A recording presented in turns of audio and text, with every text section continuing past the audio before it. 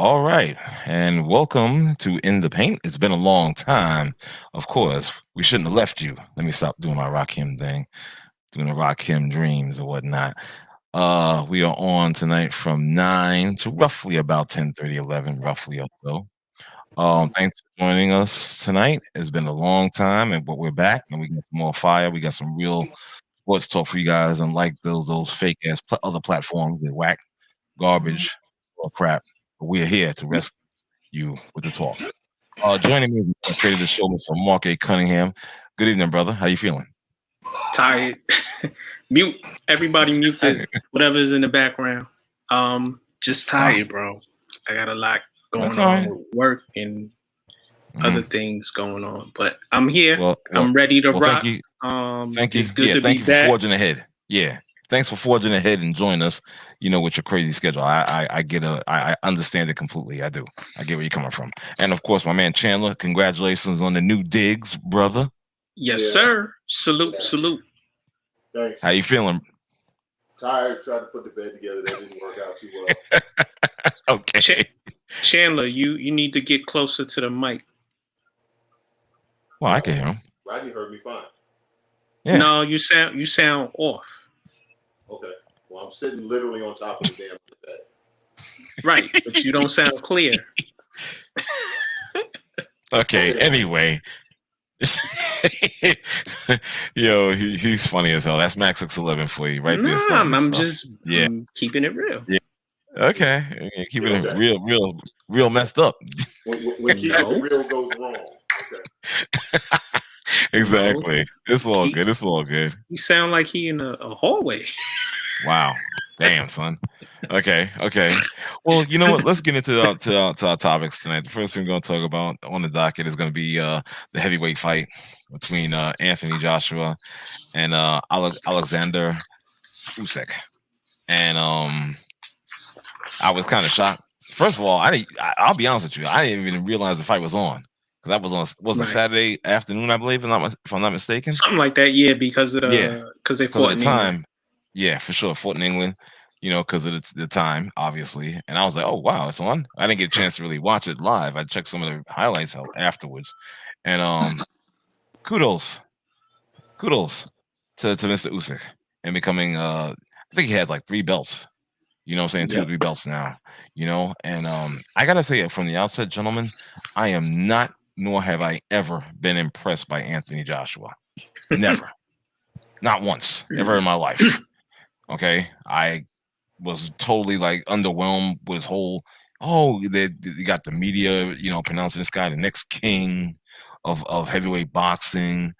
To me, it's like a repeat of Deontay Wilder. You understand what I'm saying? Yeah, that's right. I said it.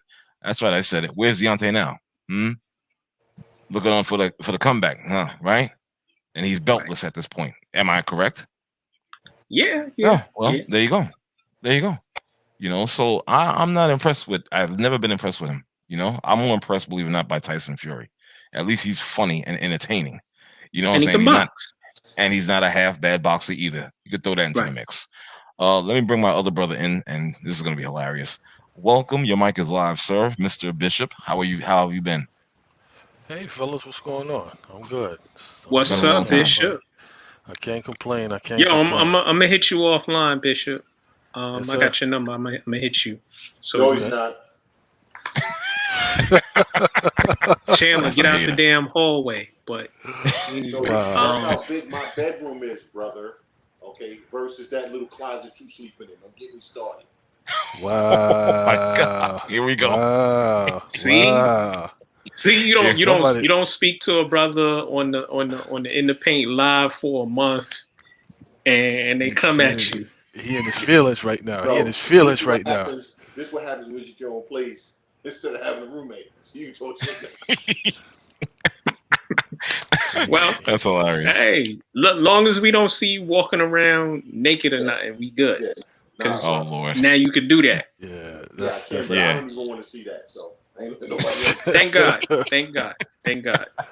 Yo, can I expound on yes. Mr. Joshua? Yes, please do, sir. I've never been a fan of his, but I will say he's skilled. He's a skilled boxer. But he has no chin, and I think I'm speaking to our brother Larry in our group, and Larry was like, "Well, he wasn't up for Usyk." I have a problem with that if he wasn't up for Usyk. I think he was, but I think Usyk came with the right game plan. He moved around. He didn't stay in front of Joshua. Joshua fought on his back foot a lot.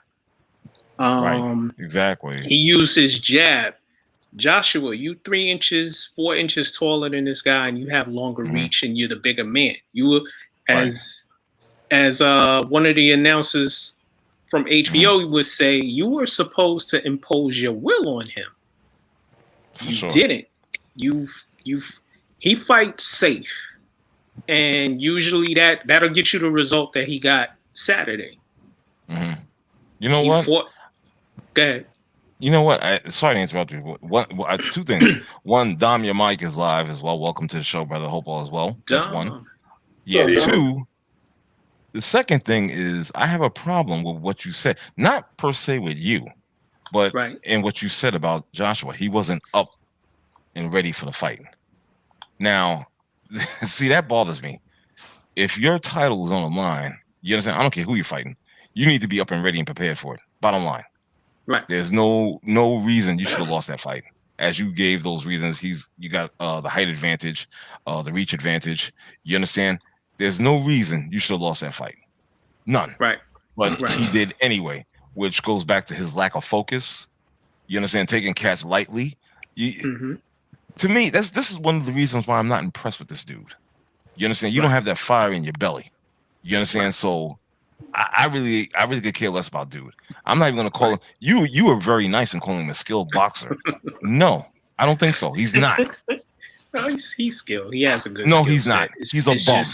He is straight whack juice. Okay? Well, no, he can have a good skill set. He just doesn't have all the other things, which makes him whack. Right, I'm in agreement with you. You mentioned Wilder. At least Wilder will try to knock you out. His skill set isn't as good as Joshua's, but he's coming to fight and he's coming to knock you out. Now, he didn't have success the second time against Fury, so I think they fight in a week. Yeah, Fury and Wilder. So we'll see if he listened to his camp and his trainers, and if he put something in the toolbox. But getting back to Joshua, I had another discussion with another friend, and he was like, Joshua's fought top 10 boxers. And I'm like, so? Those guys are burgers. Exactly. For me, boxing is a sport where you can't come half-ass. You can't come in looking at somebody else or not taking somebody seriously, because it's you and him and y'all in the pain game. It's not baseball, basketball, or football where, Bishop could not come and play for us if all 5 of us were on a basketball team and Bishop decided to half-ass. We still might win. You might. But he half-assed. You can't do that in boxing. Boxing is one of those sports where you can't half-ass. Well, that reminds me of the story with Mike Tyson and Buster Douglas, huh? Did Mike take Buster seriously? No, Mike was partying. Mike was sexing. Mike was smoking and sniffing. And what happened to Mike Tyson? We all know what happened to Tyson that night. Lost his belt. But excuse me. Surely. May I interject here for 1 second? Sir, please do. The floor is yours. First, it's like I don't even know why we waste time talking about English boxers. Oh wow! It's like none of those dudes are about that. So it's just like they're just participants in the sport. I think somehow, some way, he figured out that he could probably make more money if he does double ups on the rematches. Because it's like, okay, well, who does he have to fight? Nobody's really paying for it, but if he's, if there's a purpose for the bout, like, oh, he has to win his belts back, is he going to win it back, yada, yada, yada, then he comes in and he's able to, get another check out of it. All those dudes are like soft. They're all soft. Well, It's you like know the what, heavyweight Bishop? division is whack. It is. But you have to really think about it because at one point it was a crown jewel of boxing. Okay, it was honestly. Now, if another thing I have to look at, just like you had opened up with how the boxers in English are pretty much trash, and I could I could basically agree with that. But the thing is though, over in England, they're not considered trash. They will go to Wembley Uh, Stadium and they will pay money. Correct me if I'm wrong. They will pay money. They'll go to the arena and see it. They'll buy the pay per views over Yep. in England. Yep. And you know what? That's the part of it that's really bothering me about Joshua. And that's why at this stage of the game, he's a bum to me because that was a home fight for him. Okay? Right. You're the champion. And you got decisioned at home. That doesn't happen. That doesn't happen. That's a good point. I mean, let's be honest, man. If the champion is fighting at home, you gotta knock him out. Everybody knows that. Everybody knows that. The worst that'll happen with the champ is a draw. Okay? It'll be a robbery, but it'll be a draw. Everybody say, hey, well, he from England, he's fighting in England. Well, you didn't knock him out. What you think was gonna happen? And a unanimous decision at that. Word. Joshua's trash. Yeah, but I'm sure there's a clause in there for the rematch, and then the rematch will come, and it'll be a build-up on, you're gonna get his belts back. Is this gonna be this? Is this gonna be that? And now you got two. Now you got two fights out of one. And at the end of the day, it's like people are still paying for it, and you suckered them into paying for two fights with two bums. You suckered them into it, because it's like, okay, the other dude that won is like, is he really better than him? It's like neither one of them are worth, the pay-per-view. But it's like the build up for it and so forth. They're both trash. But you know what? Usyk isn't trash though. He's actually a solid boxer.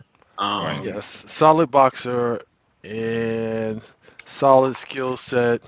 But is that the bar that we're looking at now? It's like if the heavyweight division. He's not a heavyweight either. He's a light heavyweight cruiserweight, and he saw them soft dudes or that soft dude, and said his camp said, "Yo, we can take his belt and we can get paid. So let's go take his belt." So not even a heavyweight. And like the person on our Facebook said, Europe celebrates mediocrity. Yeah, that's messed up. Yeah, Yeah, the heavyweight division. The heavyweight division, when it was heavyweight division, was known for dudes coming in there and somebody's getting their head knocked off. These guys, it's like, as soon as somebody get hit, they falling down. It's like the Klitschko. As soon as somebody get hit, they on the floor, they grabbing, hugging, and it's like, and like Chandler just said, it's like you don't lose your belt on a decision. That doesn't even make sense. It doesn't even make sense. You don't lose your belt on a decision. Even if people are throwing stuff in the ring and they don't agree with the decision, they're throwing. It's like you don't lose your belt on a decision. They were like, it wasn't my night. It wasn't the best performance. His style. They make up all kind of excuses. His style was a difficult style to match with because he's not a typical heavyweight. He's very light on his feet. And he was, playing very defensive. Whatever. You don't lose your title on a decision. Hey, he used the Manny Pacquiao excuse. He won't stand still. He too fast. Here he goes. Here he goes with the Pacquiao. Joshua's an enigma. And like Chandler said, he's soft. You should have won at home. Everybody else who I know, even Adrian Broner won at home. Yeah. It's messed up, man. What a comparison. Hey, listen, but he is just not that guy. Fury, I think, wants the belts. He wants the smoke. He wants all those guys. Yes, he does. Wilder, if I look at it, whatever Wilder, his shortcomings, I think he would tap that jaw of Joshua's if they ever fight. Yeah, which they missed, and they missed the boat on that. Right. But Exactly. the thing with Joshua is, and we said this a couple of years ago, it doesn't look like Joshua likes fighting. He does it because he has a talent for it and it makes him money. Right. But I don't think he loves being a boxer. It's like when you want to fight, it's like a dude punching the clock. You know what I'm saying? All right, boom, time to clock in. All right, break time. Well, to the Facebook user, soccer is a real sport. Soccer is a real sport. Stop it. Yeah. So I don't know. That's an apple. That's an apple and an orange. We comparing them, but soccer is a sport. Right. But Wilder, I got no use for Wilder either. Because listen, there's you came in there with a 50,000-pound headpiece. You couldn't breathe. You got out there. Oh, and it was Mark Breland's fault. Nothing was his fault, and nothing is ever his fault. And that's my issue with Wilder. When he wasn't really being promoted, it wasn't his fault. When wasn't his fault. When he wasn't his fault. Nothing, dude. Take some damn responsibility for something. Exactly. Okay, you lost that fight because you decided to wear an 800-pound headpiece that you couldn't breathe in. Okay. It wasn't even that. It wasn't even that. It wasn't even that. Saved your life because you leaking from your ear. You're getting your ass whooped all over the ring, but somehow I want to go out on a shield. Okay, man, miss me with Wilder too. There you go. Yeah. Well, they all flawed. They all burgers. Joshua, what I wanted to say was Joshua is a version of Klitschko's, and the Klitschko's are a version of Lennox Lewis. But like we say in film, when you go to the next person, you're downgrading. So you downgrade from the Klitschko's who had super glass jaws, but they pretty much beat everybody they were supposed that was put in front of them. Right. Yeah. Anthony Joshua, you lost to my next door neighbor, man. You lost to Julio. I mean Ruiz. Julio. Yeah, you lost to Julio. Shout out to my man Julio, wherever you are, brother. I miss you. But my 600-pound life. My 600-pound life. Oh my God, damn, dude! Did you really do that? Did you just do that? Have you seen Ruiz lately? He looks like the dude that ate Ruiz. No, actually, I think he lost weight. But the last time I checked, he had went down in weight, and he's been in the gym. But really, okay, till he gets that check though. Once he gets the check, then it's a wrap at that point. He's been in the gym. That doesn't mean that he's been working out. He's been in the gym. Right. It was like they got a buffet in the back of the gym. Right. Stupid. It's like a buffet. Treadmill one step at a time, looking at the clock. It's time to go yet. Right. Yes. Oh, can I address Trilla and Teofimo Lopez and how they messing that fight up? I had no interest in that whatsoever. So go right ahead. You're on your own with this one. Listen, Trilla, you want to be in a boxing game, you do not set up a major fight for a rising star like Teofimo Lopez on Monday night in the middle of fall in October. It's Monday Night Football, you morons. Nobody is going to watch a boxing match. Major boxing matches are not on Monday nights. No. So y'all messing that up, and now I heard they're moving the fight to a Saturday, the 16th. Right. It's going to be in the Barclays, but it's also going to be they're going to have a versus before the fight. What? Nobody wants to see that. Nobody want to see old dusty rappers.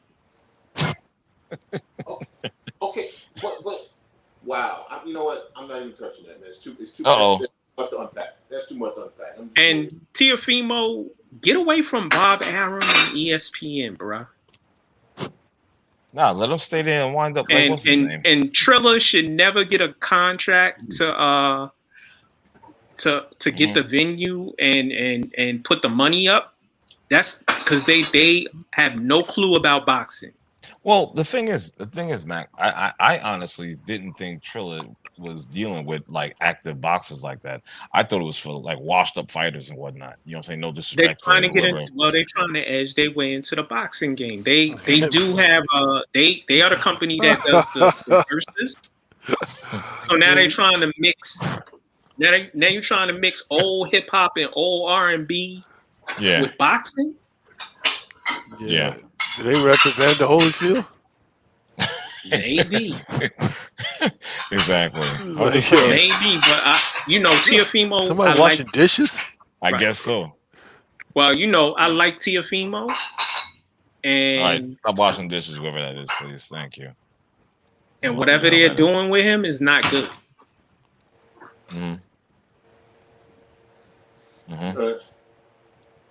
Yeah. Good. Well, what's next? Well, what's next is simply this. We're gonna go to the New York Yankees. I figure this is where Dom would chime in, but I don't know where he's at. We're gonna talk about the New York Yankees and their push for the AL wildcard spots. They're looking. I think they're at the top, the first one.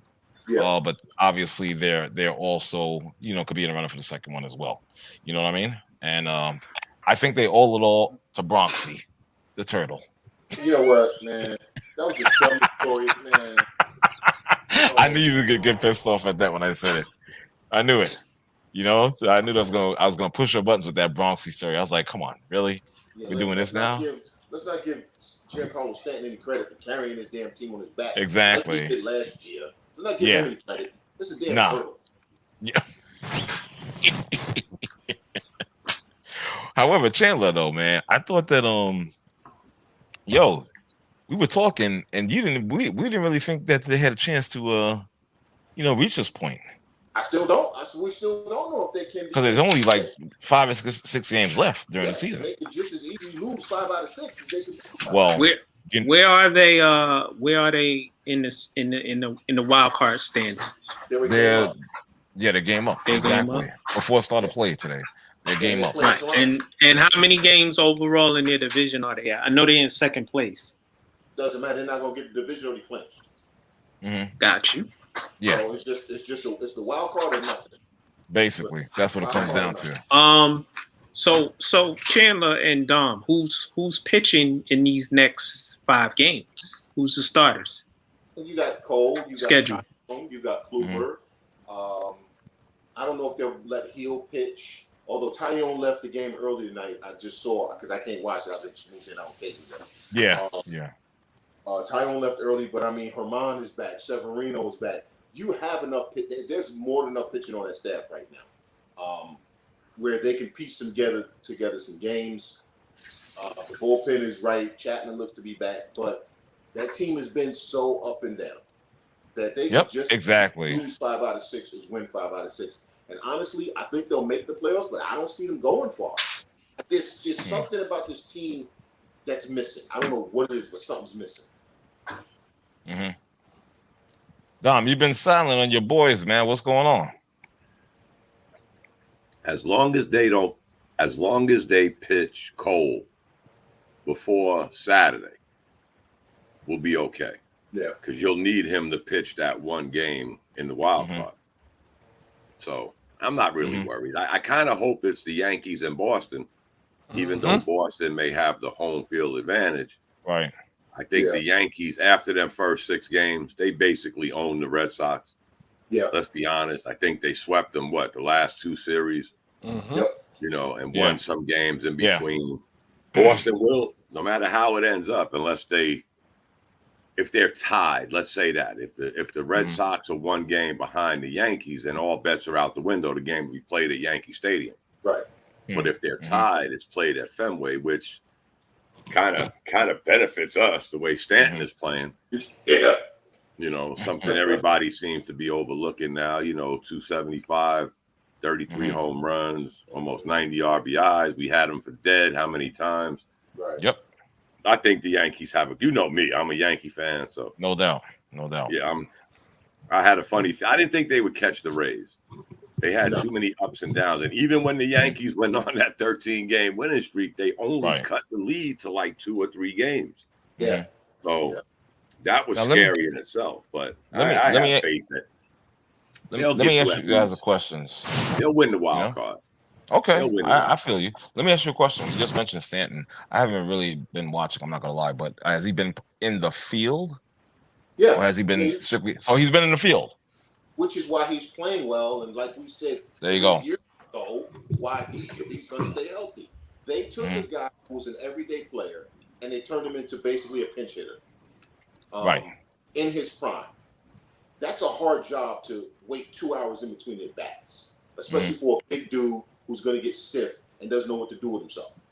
So now that Stan is playing pretty much, well, I'd say semi-regularly, but they still DH him, some days or whatever. But now that he's playing the field, he looks like the guy we saw in Miami.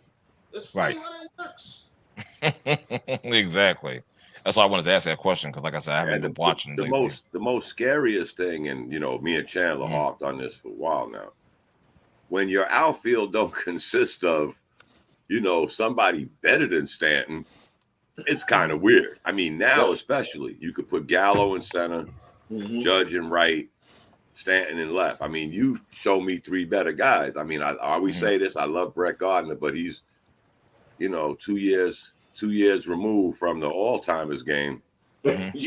So I never understood that, but he's been playing. He hit 3 home runs, drove in 10 RBIs over the weekend. Yep. This guy needs to be playing, period. It's just that simple. Right. Exactly. He avoided the injury bug most of the year. And like I said, he's hitting 275, 33 home runs, almost 90 RBIs. For a guy, the bridge jumpers, them Yankee fans that sit by the bridge all year, they had this guy for dead like 2 years in a row. I mean, let it go. I got a question for y'all. What do y'all think of the move with Gleyber, moving him back to second base? Oh, and also, David, your mic is live as well. Thanks for joining us. Hey, Dave, something else we said 2 years ago. What's up? Something else we said 2 years ago. Right. What did we say? Yeah. You know what? What's crazy? And they moved DJ to third. Third, yeah. We don't. If Didi, right, doesn't wind up playing that season, right? Let's say Didi had gotten hurt, or they had let Didi go because remember, it was Didi was in short, which is why Torres went to second. Imagine if that had never happened. Imagine how they'd have been talking about busting everything for him. I think the best thing and kind of the worst thing for him being a shortstop was him finding out that he preferred second base. I think that was actually in many ways the best and the worst. And it's his best position. But he had never played it until that I know. season. Right. So that's crazy. Right. It's amazing. He was touted as a shortstop. Right. But yeah, we've seen this all the time in baseball, basketball. You may be touted as something, but when you get to the big leagues, it's a different ball game. Right. That's to me, that's his natural spot now. I mean, again, show me a better second baseman than him. He's a decent fielder. He's got a good arm. Hitting. Yeah, but you could put LeMahieu anywhere except shortstop. So whoever the Yankees put at shortstop, the biggest thing was they should have never let Didi go. Yeah, I agree. Yeah. Especially knowing you had LeMahieu, especially after Andujar got hurt. I told y'all last year, Porcello had his greatest season ever in his damn career, and he was the next Brooks Robinson, Mike Schmidt. Exactly. And what happened? Really, it was bound to happen. Y'all know who he was a platoon player. He's been a platoon player his whole career. Right. And now all of a sudden he has a good year. He's the next, thing. But just like I gotta attack the Luke Voigt fans. Stan. He batting 240, and I look at I look at his stats specifically every day, and I see a lot of 0 for 4s, 1 for 5s. Whenever he's 0 playing. for 3s when he plays. Yeah. And he batting 240, and listen, y'all really was rocking with Luke Voigt because he had a little hot moment. Right. Well, the thing was, like Porcello. When he first came, he was going the other way. And you could see that if he would keep that up, you had the makings of a good, not great, not all-star, but a good major league hitter. Okay? Right. Y'all see them commercials, his new BMW commercials. He got his hair down. He took hold the crack in the back. Oh, it's perfect. And I'm driving along like BMW, and I'm hitting a home run, and I feel it one with the universe. Nah, bro, we need your base hit. That's all we need you to do. Get a base hit. Or better yet, field your position. There's a concept. Horrible. That's the reason I don't buy a lot of that. Not, I'll talk sports on social media, but I don't really go too hard with the Yankees because I find myself being amused at these fans. They've been at the bridge all year. The Yankees are closing in on 90-something wins, and they're at the bridge all year. It's like they almost want the Yankees to lose. They do. Of all the teams I root for, I'm never gonna do that with the Yankees. I don't give a shit if they're in last place. I ain't going that route. But these people, it's the one good thing is Judge and Stanton have played well. Right, and they basically avoided that injury. That one injury, that side, they get an ingrown toenail and they miss 42 games. Exactly. They both basically avoided that this year. And, people can say what they want about, what's his name? The guy they just picked up. I just mentioned him, the outfielder. Gallo. Who? Gallo. Yeah, Gallo. We could. He leads the league in strikeouts. We knew that when we got him. Yep. So when he strikes out 2 times a game, don't get upset. He is what he is. I mean, right. But he's a solid outfielder. Yeah, he's a gold glove. Right. And he's power. Right. And he fits the lineup and he fits the clubhouse. Yep. Right. And he fits that short porch in right field. Yeah. There you go. We didn't get him to hit 300. Whoever thought that was out of their damn mind. The same people that thought Urshela was going to be the next Brooks Robinson. Right. And they love and defend Luke Voigt. Oh, yeah. But they finally gave up on what's his name. And I'm happy to see that. That Frazier. On who? Clint Frazier. Well, he got hurt again. He's hurt again. Yeah. Again. It's a concussion stuff. It's the concussion stuff.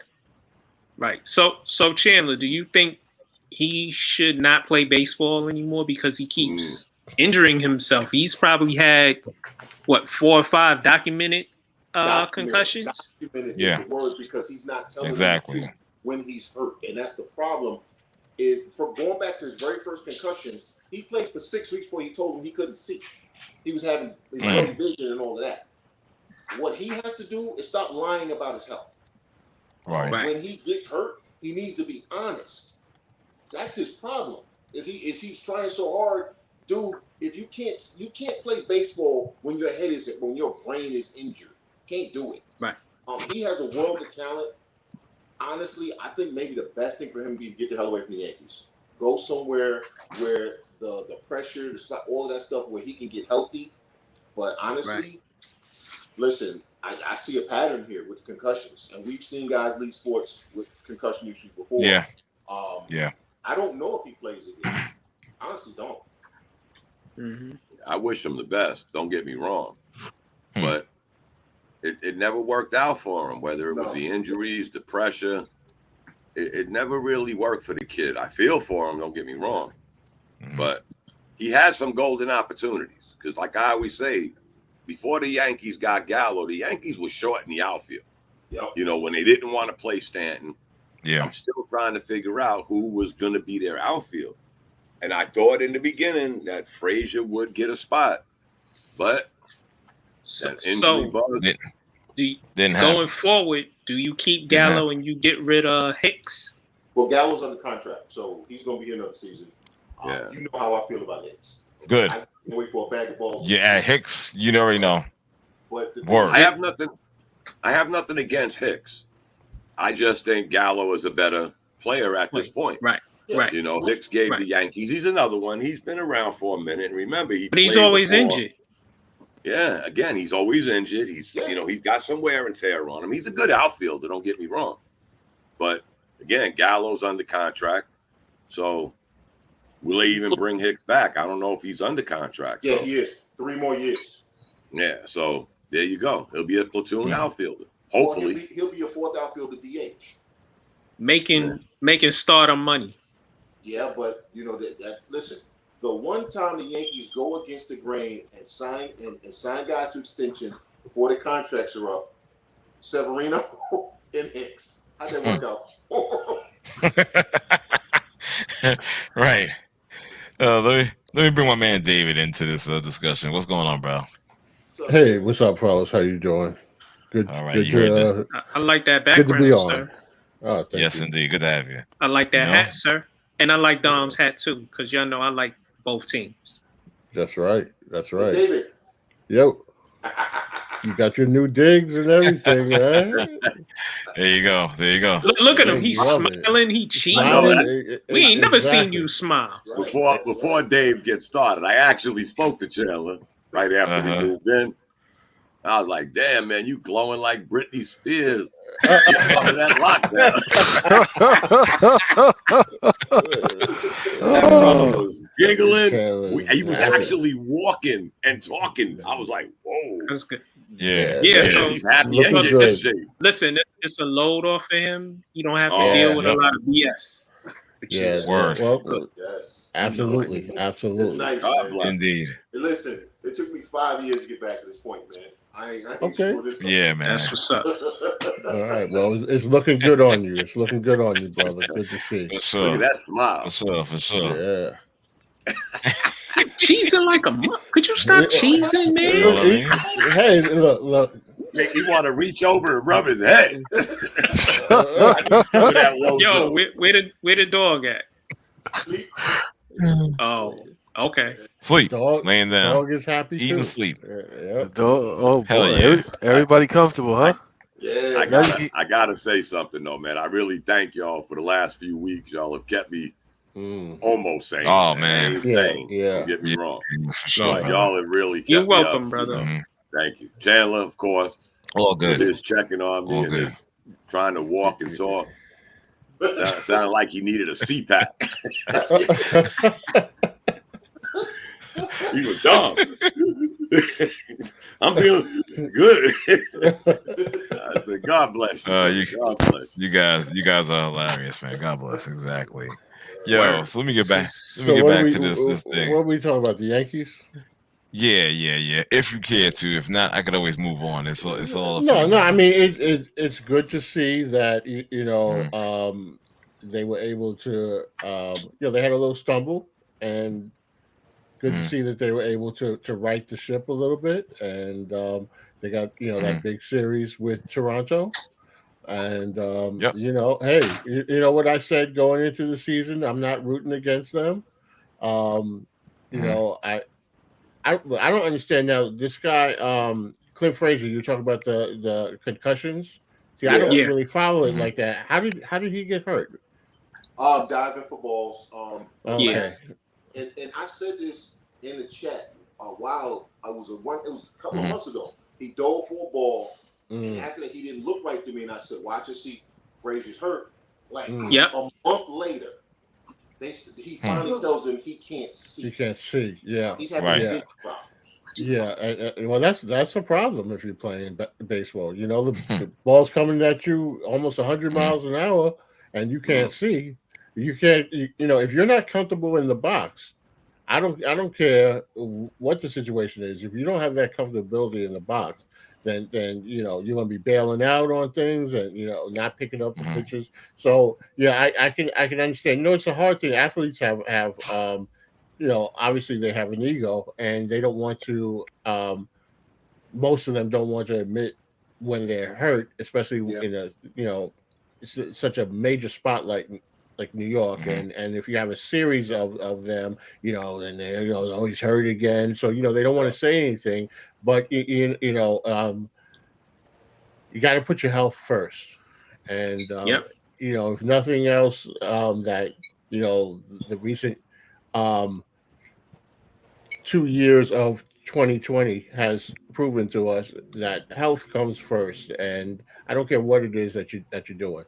So I wish him well. I mean, as a Met fan, I've banged my head up against the wall enough times, and I'm not concussed as far as I know it. But everybody's a little different. But hey, more power to the Yankees representing New York.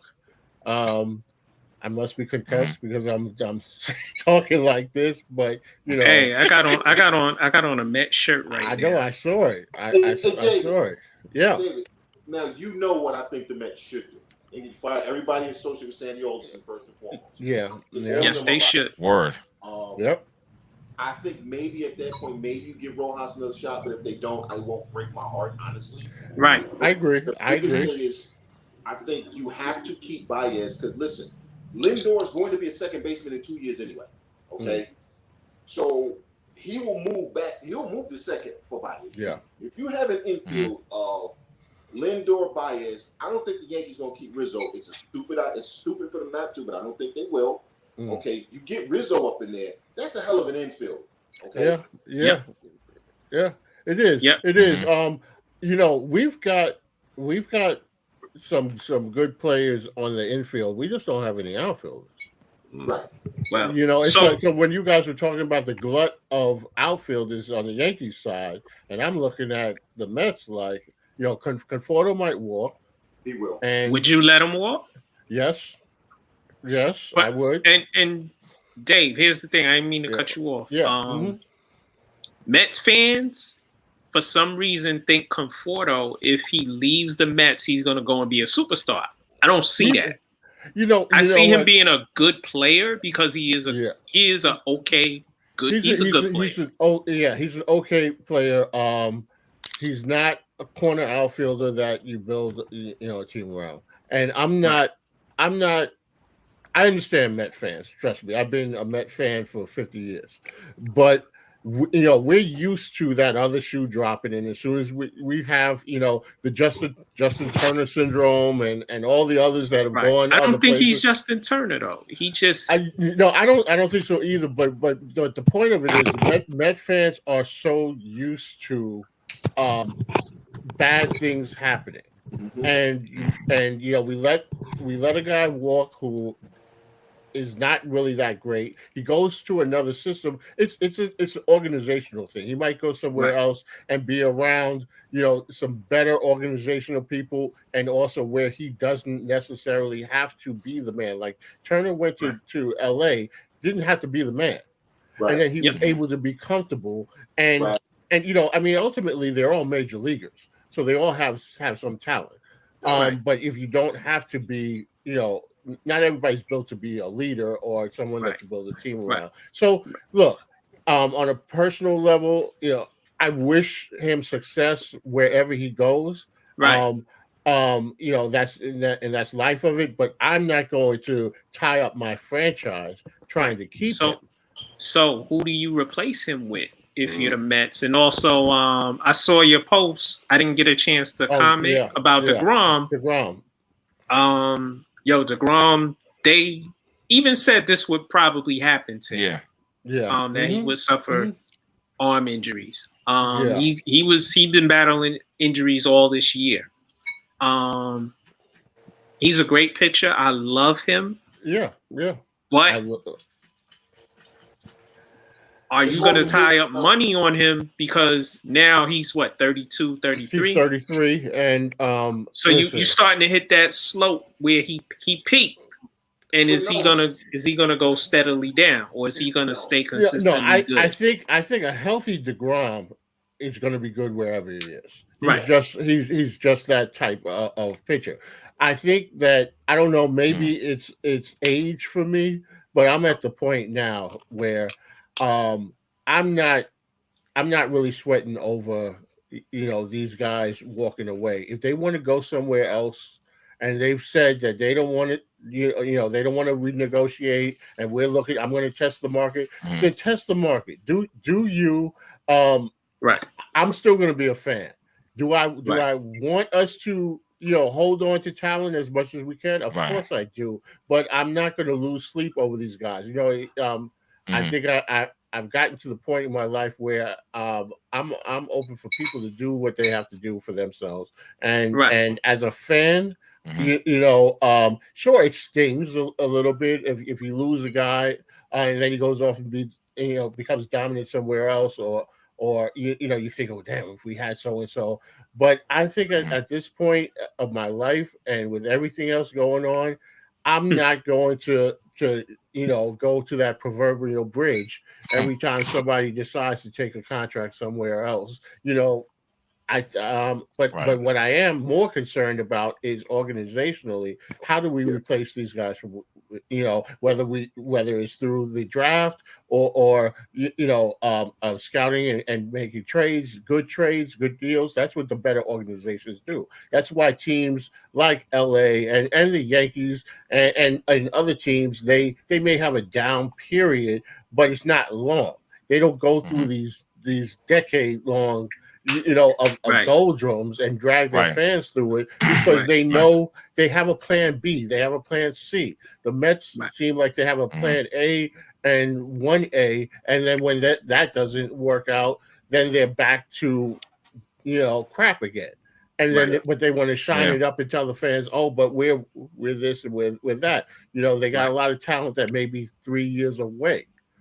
The Mets don't build right. They generally, Chandler. They generally get players. They get a certain group of players, and they might, we've seen the Mets ascend to where they even go to the World Series. Yeah. And then what do they do right after that?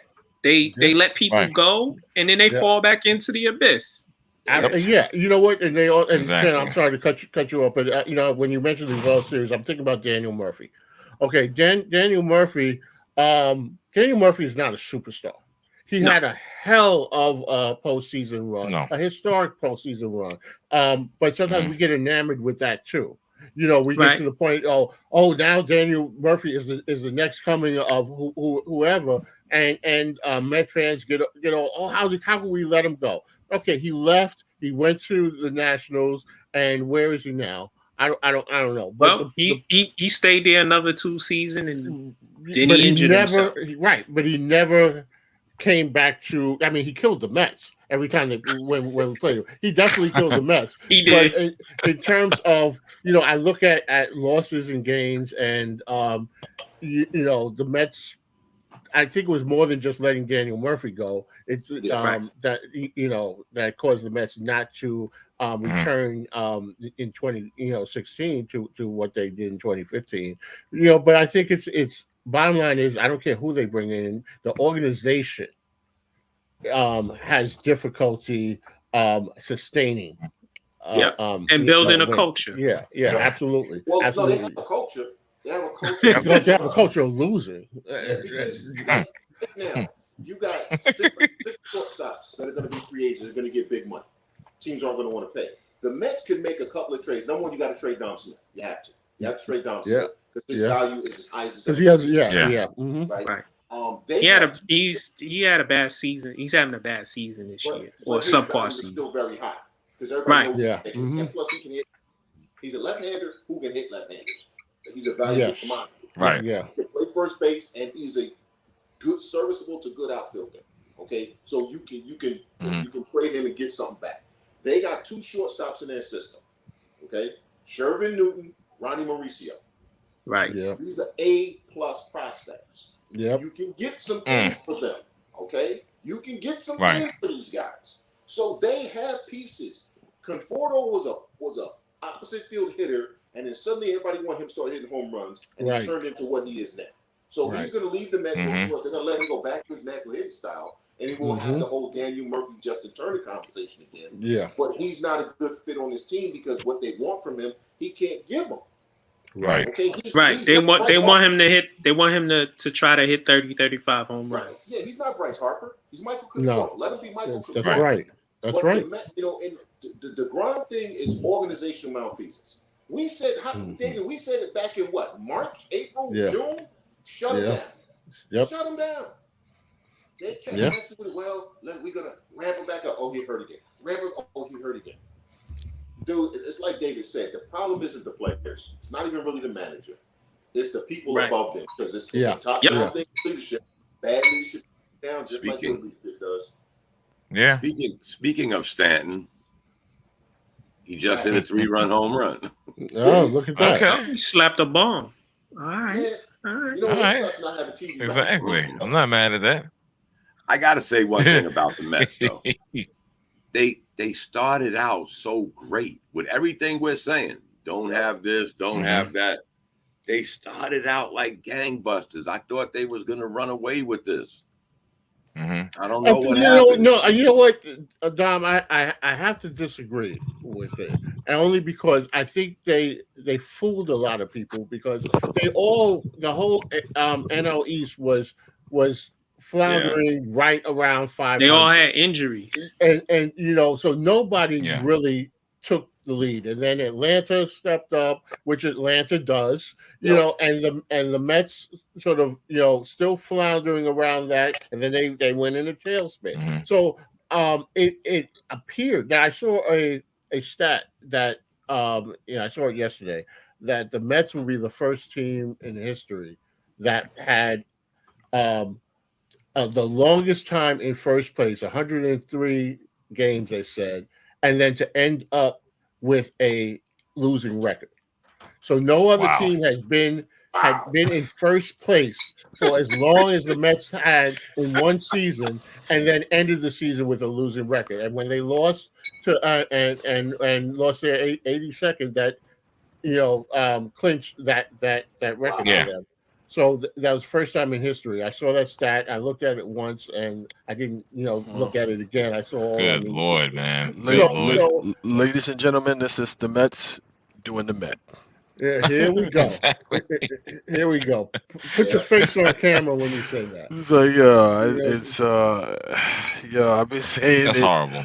I've been saying it like when they were close to first place, and I was getting all these text messages, and everybody is like flying high and saying how the Yankees should be doing this and the Yankees should be doing that, and all. I mean, I was just like, wow, like you guys are giving advice on what the Yankees should be doing and talking about they have no excuses, and they just need to play better and this and that.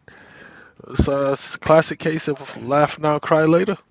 No, let me just say this to my brother. There, winning brings about a lot of clarity because I didn't hear you being that clear on what the situation was going to be when the Yankees were losing all those games in a row. You kind of like just sat back and threw a meme up there. But now that it's always easy. Yes, it's always easy to kick a dog when he's sick and he's down. It's always easier to do that. So it's like, what am I going to say? What am I going to say when Yankees are going through a tough time? It's like, they're going through a tough time, but it's the Yankees. Historically, the Yankees have been a successful franchise. Correct? Yes, so at some point, absolutely. So at some point, they're going to turn it around. When are you going to stop kicking that poor dog of the Mets? Probably after the season. Still got a little bit more. Yeah, still got a little bit more time. Oh Lord, he's evil. Yeah, just evil. Just mean. Just mean. You know what I'm saying? It hurts now. He wasn't hugged. No, it hurts now. Exactly. It hurts now. It hurts now when somebody digs in there. It hurts now. So let's do some moving on. We're gonna get in the lane of the NBA. Okay. All I need is 2 words, Kyrie Irving. Let's let Bishop have the floor so he can get it all out. Yeah, get it all out. Yeah, so here's a dog. Kick this one. Yeah, for me, this is novellas in action. Here we go. I'm all for it. I mean, the season hadn't started yet. I was wondering where the melodrama would come from, and they have not disappointed. And I don't want to, as I said to my buddy there, I don't want them to break the band up. I want them to keep them all together. He's like, this is only the start. This is only the start of the season. So they might have to break it up because one of the band won't be able to play. Yeah, but at least not at home.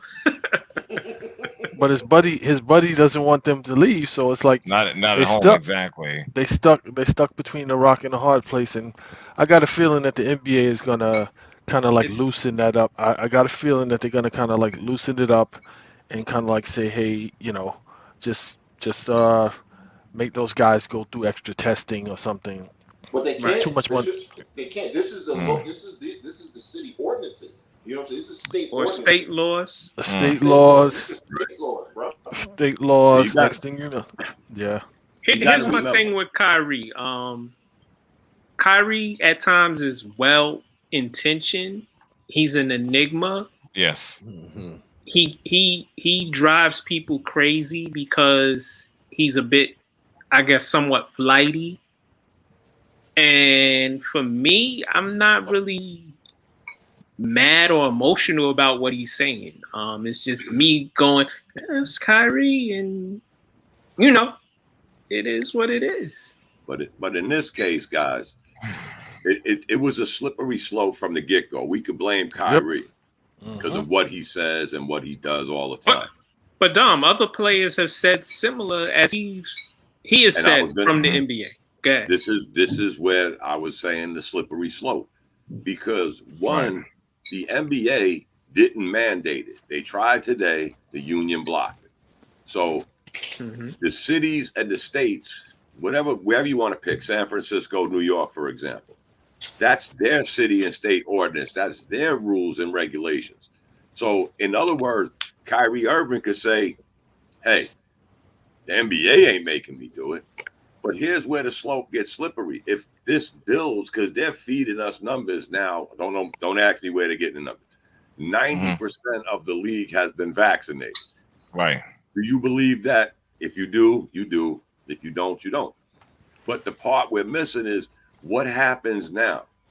When you talk about collective bargaining, let's say a guy signed a contract in 2019, pre-COVID, 4 years, guaranteed. What are you going to do now? Say, okay, if you don't play 41 at home, which in the Nets case, that means he would miss all the games that they play at home, plus the games they play at the Garden.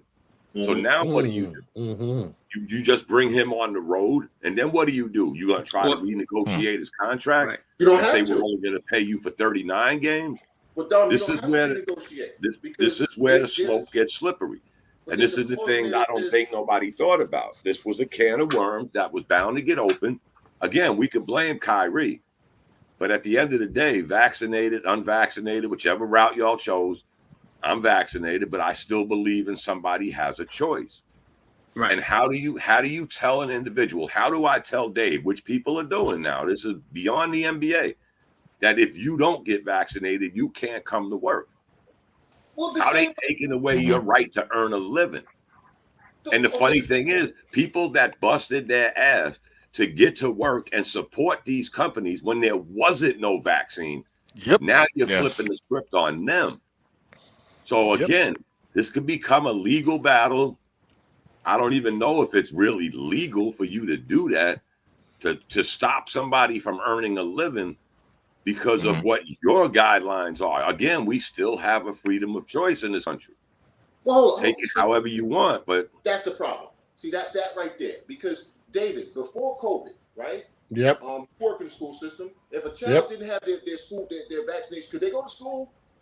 No, but here's let me keep going with this, because this is pissing me off, right? Is suddenly now is people getting their kids vaccinated for generations, right? Generations. You've had to have certain shots to do certain things for generations, okay? But this now, because it got politicized, there you go. Now it's about my right to this and my right to that. But the same, and I'm just going to keep it to the athletes. These same athletes talking about, I don't know what's in it. But when they gave you that shot so you could not feel that pain, you didn't ask what was in that. Okay? These people talking about, my body's a triple. When you was buying that little baggie from that 17-year-old corner, did you ask what was in that? Okay? So I'm not trying to hear that nonsense. You know what I'm saying? In the contract thing, there is a clause in every contract that says conduct detrimental to the team. If you know that you are going to impact the team negatively by choosing not to do something, I'm taking your money. Well, that's an opinion. That's an opinion, though, because again, before this whole pandemic thing started, I'm quite certain that there's nothing in those contracts that say anything about, it's mandatory. The team gets to dictate what your whether you take vaccinations, the team gets to dictate this, the team gets to dictate that. That money is guaranteed. So what's probably going to happen is they're probably going to have to loosen up this mandate thing. And guess who makes those decisions? The same people who own the teams. They impact the states. So they're going to have, because it's impacting their money. And it's like, again, if if they were able to conduct the NBA with these guys not having the vaccine and they weren't getting infected, why is it now that you're mandating that they have to get it in order to not? You can still get infected, so it's not like it's going to stop you from. The vaccination is not about. Listen, you take flu. People take flu shots, still get the flu. And right. That's another statement I keep hearing. Yeah, but somebody got vaccinated, still got COVID. People take flu shots, still get the flu. It's not about not getting it. And okay, that's the nonsense that goes on with this. I'm sorry, David. Go ahead. I want to chime in on this because I want to respond to what you said. And look, I'm vaccinated, and the Department of Education, the city, well, the state has mandated that we all have to be vaccinated, or else as of Friday is the deadline. If you're not, if you haven't uploaded your vaccination status into the portal by Friday, then you will be removed from payroll. So my thing with it is, as someone who is vaccinated, I'm not impacted by that, but I have colleagues who are not and are not intending to. The argument that you made, Chandler, and I understand that, about other vaccines and children have to be vaccinated before they go into the school system, that predated them. So if you look at someone who has been teaching for 30 years and then you impose something new onto them, it's one thing if you're coming into a system where this existed. And then you say, well, if you want to work in a school, you have to have X, Y, and Z. It's another thing if you're already in that system and now you're telling people if you want to remain, you have to have X, Y, and Z. And that's where people are now saying that they are against being forced to do something that they didn't have to do when they initially took the position. And so that is the conflict that people are having. And I look, I'm in the system. So I'm dealing with both sides of it, because on the one side, I'm supportive of my colleagues' right to make a decision for themselves. On the other side, though, is that it is impacting the school, because when these teachers cannot come into the building, they have to be replaced because someone has to cover their classes now. And the mayor is talking about all these substitutes. Where are they? They don't exist. We got 1.1 million school children. We have several thousand schools. And he's talking about all these substitutes. I'm going to tell you right from the horse's mouth that these substitutes are not taking the positions.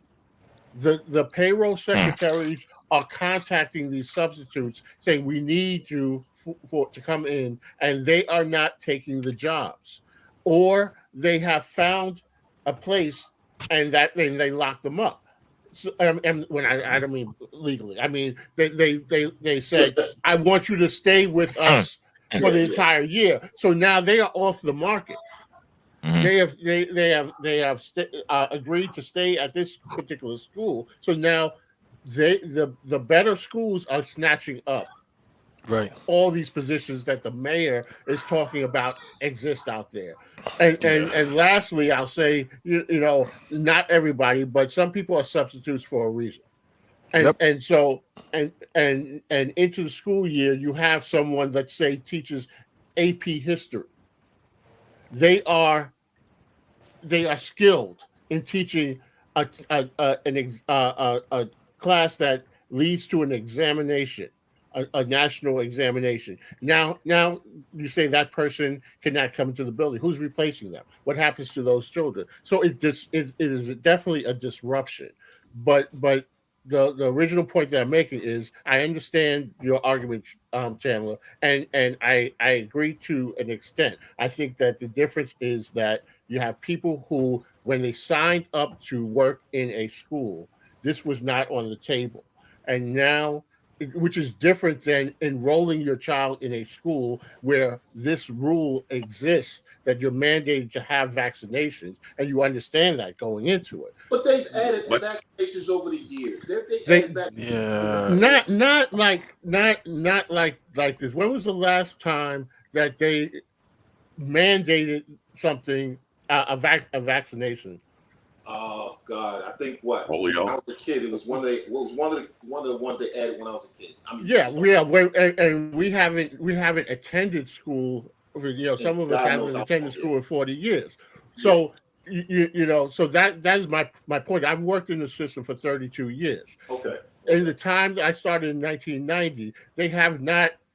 This is the first time that they have mandated something, and not given me the choice. Right. Well, you obviously have a choice. You have a choice whether to make money or not. What I have a question about is, and this is not just the school system. This is the hospitals. This is all of the places that they're trying to mandate this. It's like, first and foremost, you guys were being forced to come and work in the school when the schools were open, and there was no protection, there was no PPE, there was no plan. You guys were on the front lines. They weren't paying you shit. Just before the pandemic, teachers nationally were protesting because they weren't being paid enough. So now you want to turn around and tell me, if you don't do what I tell you to do, I'm not going to pay you the penance that I've been paying you, because you're not getting paid enough anyway. And I'm going to force compliance on you. Okay, great point that you made. Where are they going to get all of these substitute teachers from when you already short-staffed? You're already short-staffed. Where are you going to get all these hospital workers from? You're already short-staffed from the COVID pandemic.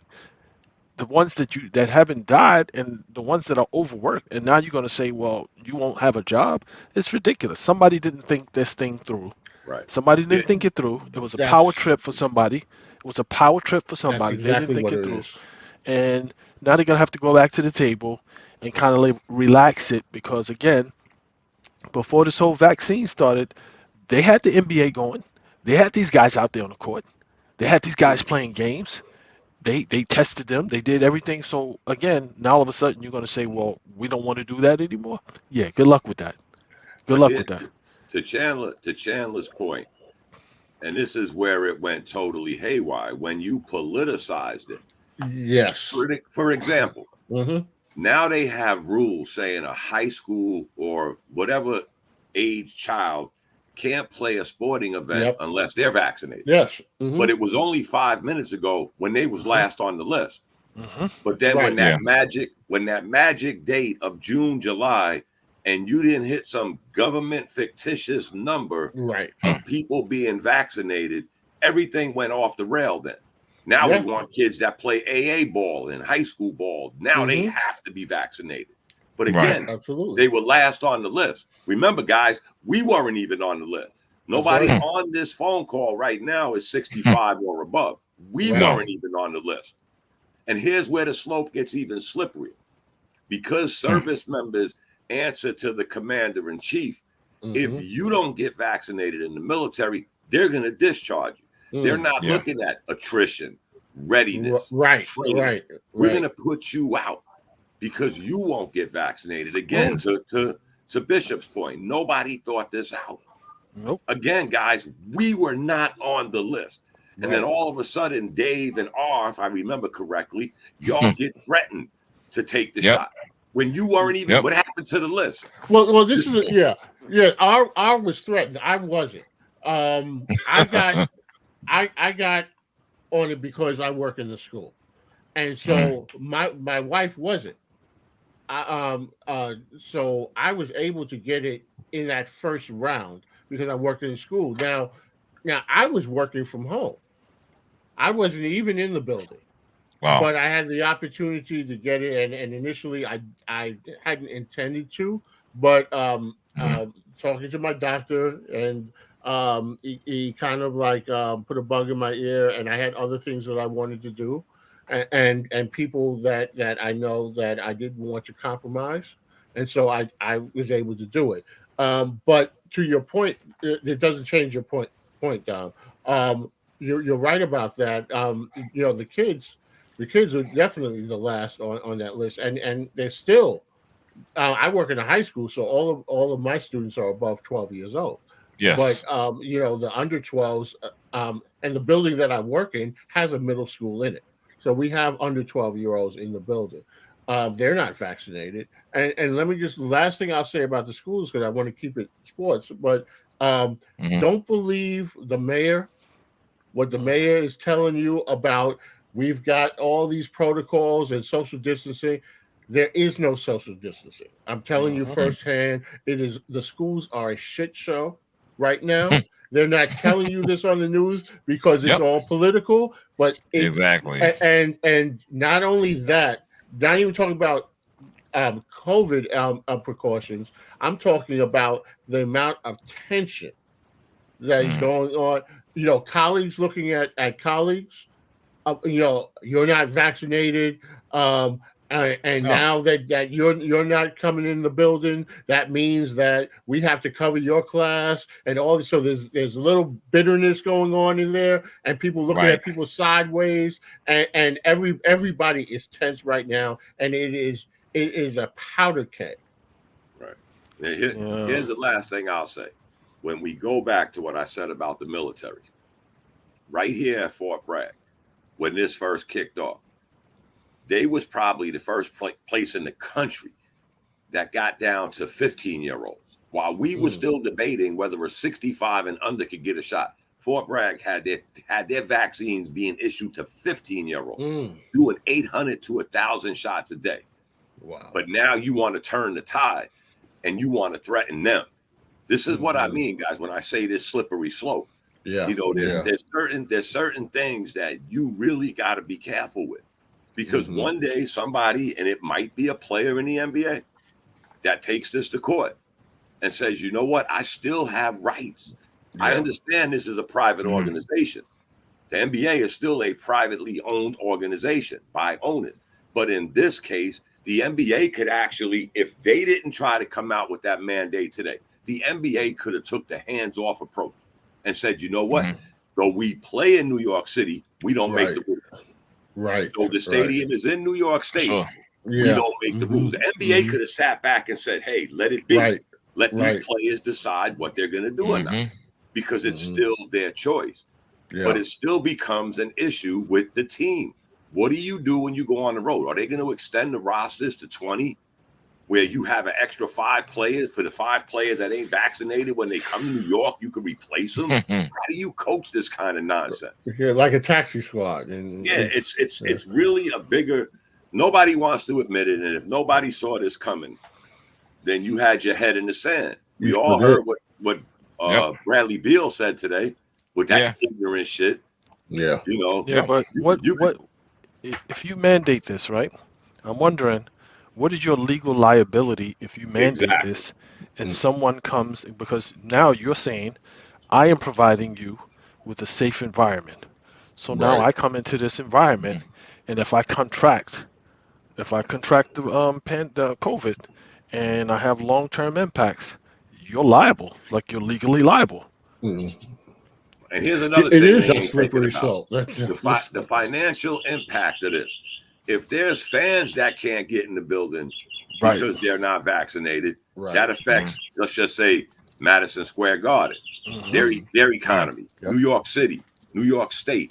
And then you pick all the other places that are doing this. Now, the NBA will sit back with their Nobel Peace Prize and say, oh, we're still making money. Yeah, you are, but who else is? If the economy don't trickle down, then guess what you have? You have a product of confusion. Yeah. And people ain't going to buy it. We already gone through this, guys, pre-COVID with load management. Dave pays a ticket to see LeBron James or Kawhi Leonard play, and he ain't there. Now we're going to do this with COVID, and Dave can't play 41 games at the Garden? You think fans are going to buy this shit? Really? And Dom, we haven't even talked about the daily fantasy in Vegas and all the money there. You know what I'm saying? We ain't even talked about that yet. Yep. Exactly. Somebody's it's going to have an economic impact, and we're already going under. For those that don't watch the stock market and the GDP, if you haven't noticed these numbers doing a steady nosedive, now you add this into it. Yeah. Yeah, I don't have the answers, guys. I'm just looking at it and I'm not a lawyer. I'm just looking at it as one day somebody's going to step up and say, I have the right to earn a living. I have a right to say no. How can you take that right away from me because I don't want to abide by your mandate? Well, they'll change the language. Guys, I'm just throwing that out. No, you're right. It's going to be somebody's going to be the Kurt Flood of COVID. They're going to change the verbiage to say we strongly recommend, as opposed to you're required. We strongly recommend, and we'll do everything that we can to facilitate you getting the vaccine. Yeah, but that has to be done by the city and state, Bishop. That ain't which is what's going to happen, because if you're impacting the franchises in your state, then that means you're impacting state revenue. If you're impacting the schools, that means that you're impacting the education system in your state. So it's like you're shooting yourself in the foot. You're cutting off your nose to spite your face, just so that you can have this unilateral wet dream to say that I'm mandating something that is impacting everyone's life, and it's just not going to work. It's just not going to work. But we already know they don't care about the schools, Bishop. We already know that. This was before. They don't care about anything. They don't care about anything. They don't care about anything. They had the NBA players out there when the pandemic was in full fledged. They had them out there talking about we'll just test them each day. We'll monitor. We'll trace and all of that stuff. We'll put them in the bubble. They don't care about anything. That's my point, though. That's my point. The same players who are now talking about, and this ain't safe and that ain't safe, when they offered you more money to go out there and risk your life when there was no vaccine, you have a problem with that. So stop trying to come to me now like this is some sort of a moral issue for you. It's about money. Let me just say this: because you paid before to risk your life. To Chandler's point, anybody that ate from the buffet in a strip club should not be arguing about a vaccine. But you know what's funny, guys? You know what's funny? If you go back, and I know R and probably you, Dave, and Max, and maybe even Bishop, we had this conversation when this started. We did. And we brought up the deadline of May 15th. Remember when nobody wanted to play? I'm not going to Florida. May 15th came and the checks were going to stop. Everybody ran their ass to Orlando, didn't they? Yeah. That's right. So if you're going to put money over anything else, God bless you. It's still a choice. Don't get me wrong, guys. It's still your choice. It is a choice. Don't sit here on your high horse. Yeah, but how do you if your money is guaranteed, then they're just gonna have to eat that, because it's not conduct detrimental to the team if I don't go and get a vaccine that you're mandating. That's not conduct detrimental to the team. But see, it is though, Bishop, because it will be, Bishop. It will be. Yes, because making the choice to withhold your services. Now that's again, you got to say this. This is where you're not withholding your service. This is when you're gonna get to the final point of legalities. Because I'm saying you're not withholding your service. That it is. You can make an argument that it isn't. Yes, you but are. I'm saying you're not withholding your service. No, you're not withholding your services. They are mandating or saying that if you don't do this, we're not going to allow you to. I'm ready. I'm ready to play. Yes, I'm ready to which play. means that you have to do that in order to play. Yeah, that's a slippery slope. I think they just gave Kyrie an out because he was going to miss 41 games anyway. Yeah, really. But you know, and where it's going to come to road though is the Andrew Wiggins thing. See, because Wiggins was running his mouth, and see, this is what, and that's the other thing. You ran your mouth, told me I ain't getting this and I ain't getting that, but then I need a religious exemption, bro. You ain't mentioned God one time or whoever you choosing to pray to one time when you was talking about this not getting this vaccine, but now that you're gonna lose some money, suddenly it's religious. Okay. Yeah. Well, I mean, you got Bradley Beal talking. You got. I saw something where LeBron James is talking about it now. And it's like, dude, like they're gonna have to change it. I'm serious. They're gonna have to change it. He came out and said he's vaccinated. Yeah. I'm saying so. Today. At the end of the day, and he said, don't put him in these conversations. Basically, and he basically said he shut it down. He basically absolved himself. So you were willing to play Russian roulette with these dudes' lives, and now you're saying, hey, wait a minute. You got to do this. You have to do this. But you were playing Russian roulette with their lives before you really knew about you were doing the testing and doing all of this other stuff. Yeah, I don't know how that's gonna work. But they were willing. They were playing too, though, Bishop. They were willing to play because they offered them the money, and that's why. And they again, willing I to keep play going now. back to, don't tell me this. You trying to get some moral. So you ain't got no moral high ground. You already sold your soul during the pandemic. I'm not trying to hear Bradley Beal, Andrew Wiggins, Kyrie. I'm not trying to hear none of y'all because you sold your soul during the pandemic. So miss me with the moral high ground. Yeah, but you took the chance and you played, and you saying now, I'm willing to take that risk. I'm gonna play. But I'm gonna make sure we all take that chance going to work, getting on the train. I had to. A couple weeks ago, I had to suffer a 4-hour train ride because I got stuck during the rain. And I had to walk through the ungodly, ghastly, disgusting New York City subway tunnel. Again, I go back to the armed forces. You're telling them that your life may be in danger if you don't take a vaccine, but meanwhile they've been to other countries putting their life on the line. Exactly. But don't they give them shots? Don't they give military people shots? Like if you're going into a certain geographic, if you're going into a certain geographical location, they've been experimenting. Hey y'all, you know what's funny? I know quite a few people who work in the medical field. Some of them I know, like, I ain't taking no vaccine. And I'm looking at them like, but ain't you a doctor? Aren't you a nurse? And they're like, Mark, I'm But you know what, Mark? In that case, some of them may be thinking, and I'm not talking for them, if they survive the wave of this initial pandemic, they're thinking, okay, I got past the hard part.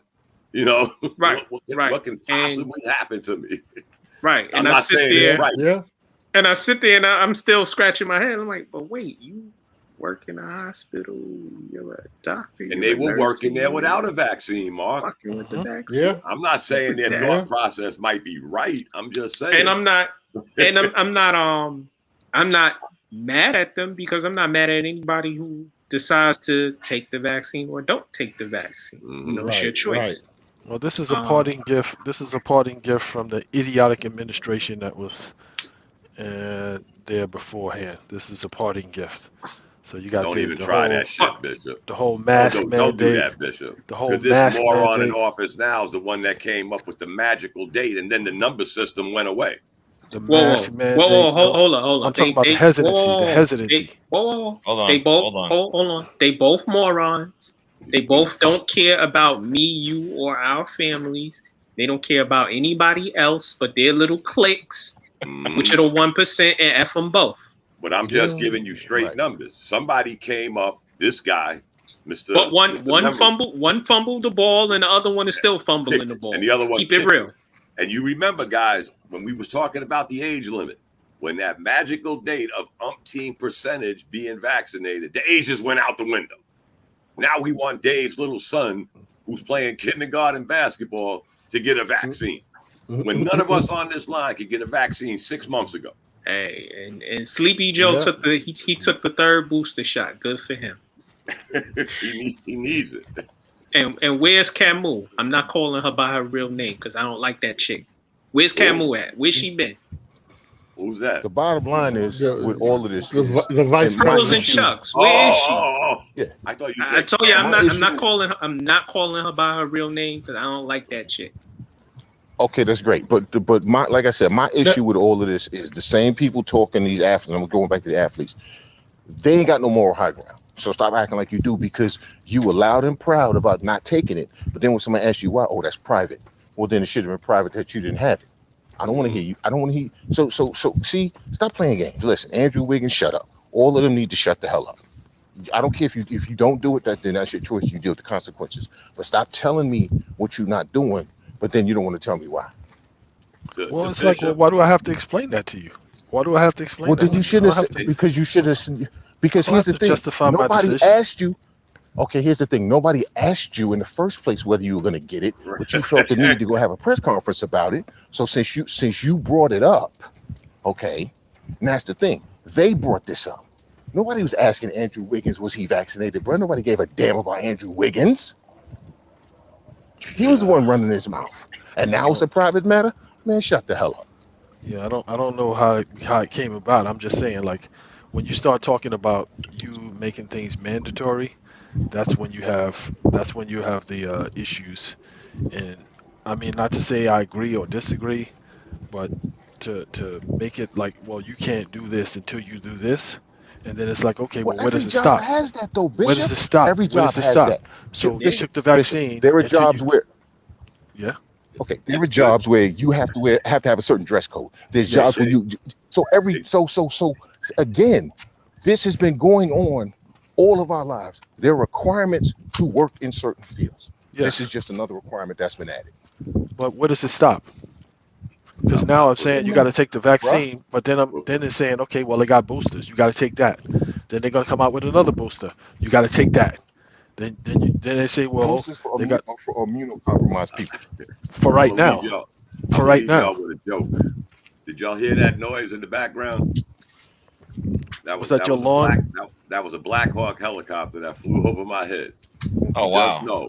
Just know he was vaccinated, so he ain't gonna give COVID to the co-pilot. He's been vaccinated. On that note, guys, I thank you, man. I gotta go. It's getting late. Okay, brother. Thank you so much. No doubt. All right. Let's move on, or you guys still want to stay on this? We can move on. Huh? We can move on. All right. Well, latest on Ben Simmons. See, we know how to agree to disagree, or we're all adults here. Pretty much. No doubt. But the latest on Ben Simmons, this situation is ridiculous. Let me tell you something. Can I say something more? Okay, go ahead. He wasn't present at Media Day. Yes, he was not.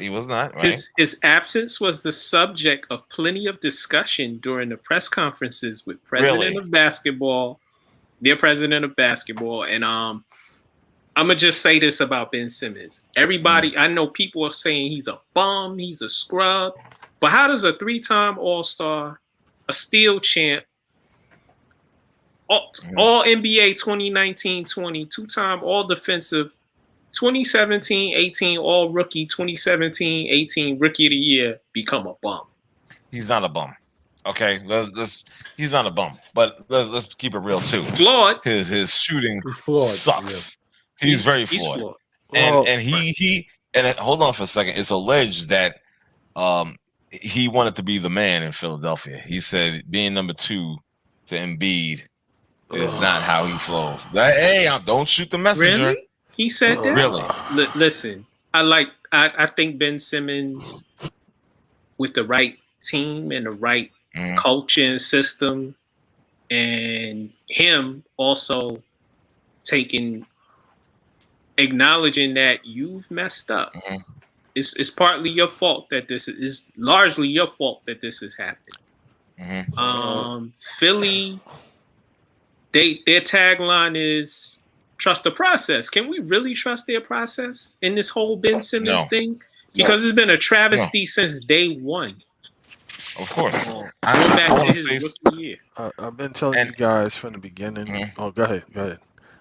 No, you guys are going to kill me, especially Chandler. He's going to kill me for this. I'm about to piss him off. That's okay. I'm not beefing about that. I don't care. Walk your dog. Do your thing. I ain't mad at that. But what you're going to be mad at is what I say.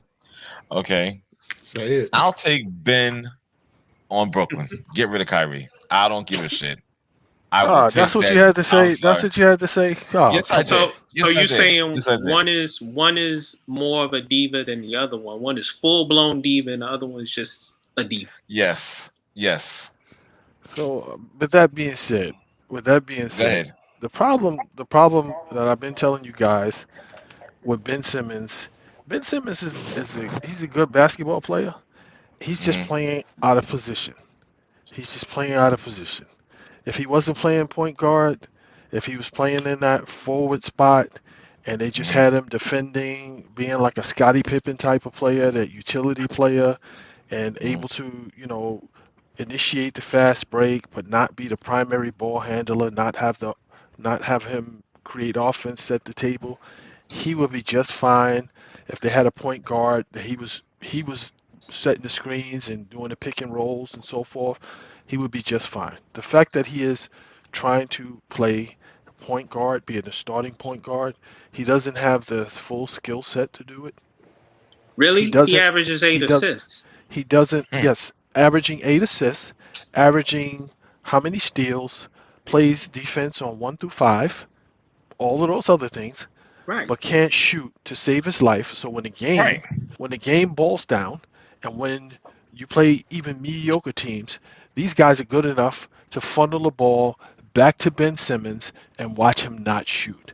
So again, your offense is flawed if you have him at the point guard spot because he does not provide what a starting NBA point guard would provide. He does not provide that. He can't shoot. He's an offensive liability. He's an offensive liability. But Rajon Rondo shoots bad too. Yeah, but Rajon Rondo on Philly would be able to at least take those shots. Even if he doesn't make them, he's taking them within the scheme of the offense. Rajon Rondo doesn't force shots. Right, but Ben Simmons, he doesn't do what he can't do, which is shoot. Right. Ben Simmons is just doing what he can't do, which is not shoot. But if you put him on Golden State, how would that look? Oh, well, it would be fine. It would be fine because they're not requiring him to shoot, and the ball is going to be moving. The ball is going to be moving. So that's Philly's fault for not getting better shooters. He would be great in Denver too. He would be great in Denver too. It's like, and he would be great in Portland, right, Chandler? Yeah. Yeah, but here's where to me they screwed the pooch. Right after that game, right after Game 7, but also, and remember we talked about this when they asked him not to play in the Olympics. And I said he should have played in the Olympics. Yes, he should have. They said, we're going to work with you and this, that, and the other. We're not trading you. And then the minute he said, okay, he told Australia, I'm not playing, they started trying to trade him. So you not only did you burn the bridge, okay, you threw a zip line over into the village, okay, you napalmed the village, zip line back out and then cut the damn zip line, okay? What do you think this kid was going to do at that point? Whether he's a point guard, whether he's not a point guard, it's really irrelevant. The bottom line is you had an opportunity to prove to one of your franchise players, and whether people like it or not, he is a franchise player for the 76ers. You had a chance to support him, and you screwed him, okay? And now you're going to get pennies on the dollar for a guy that had you just handled it differently.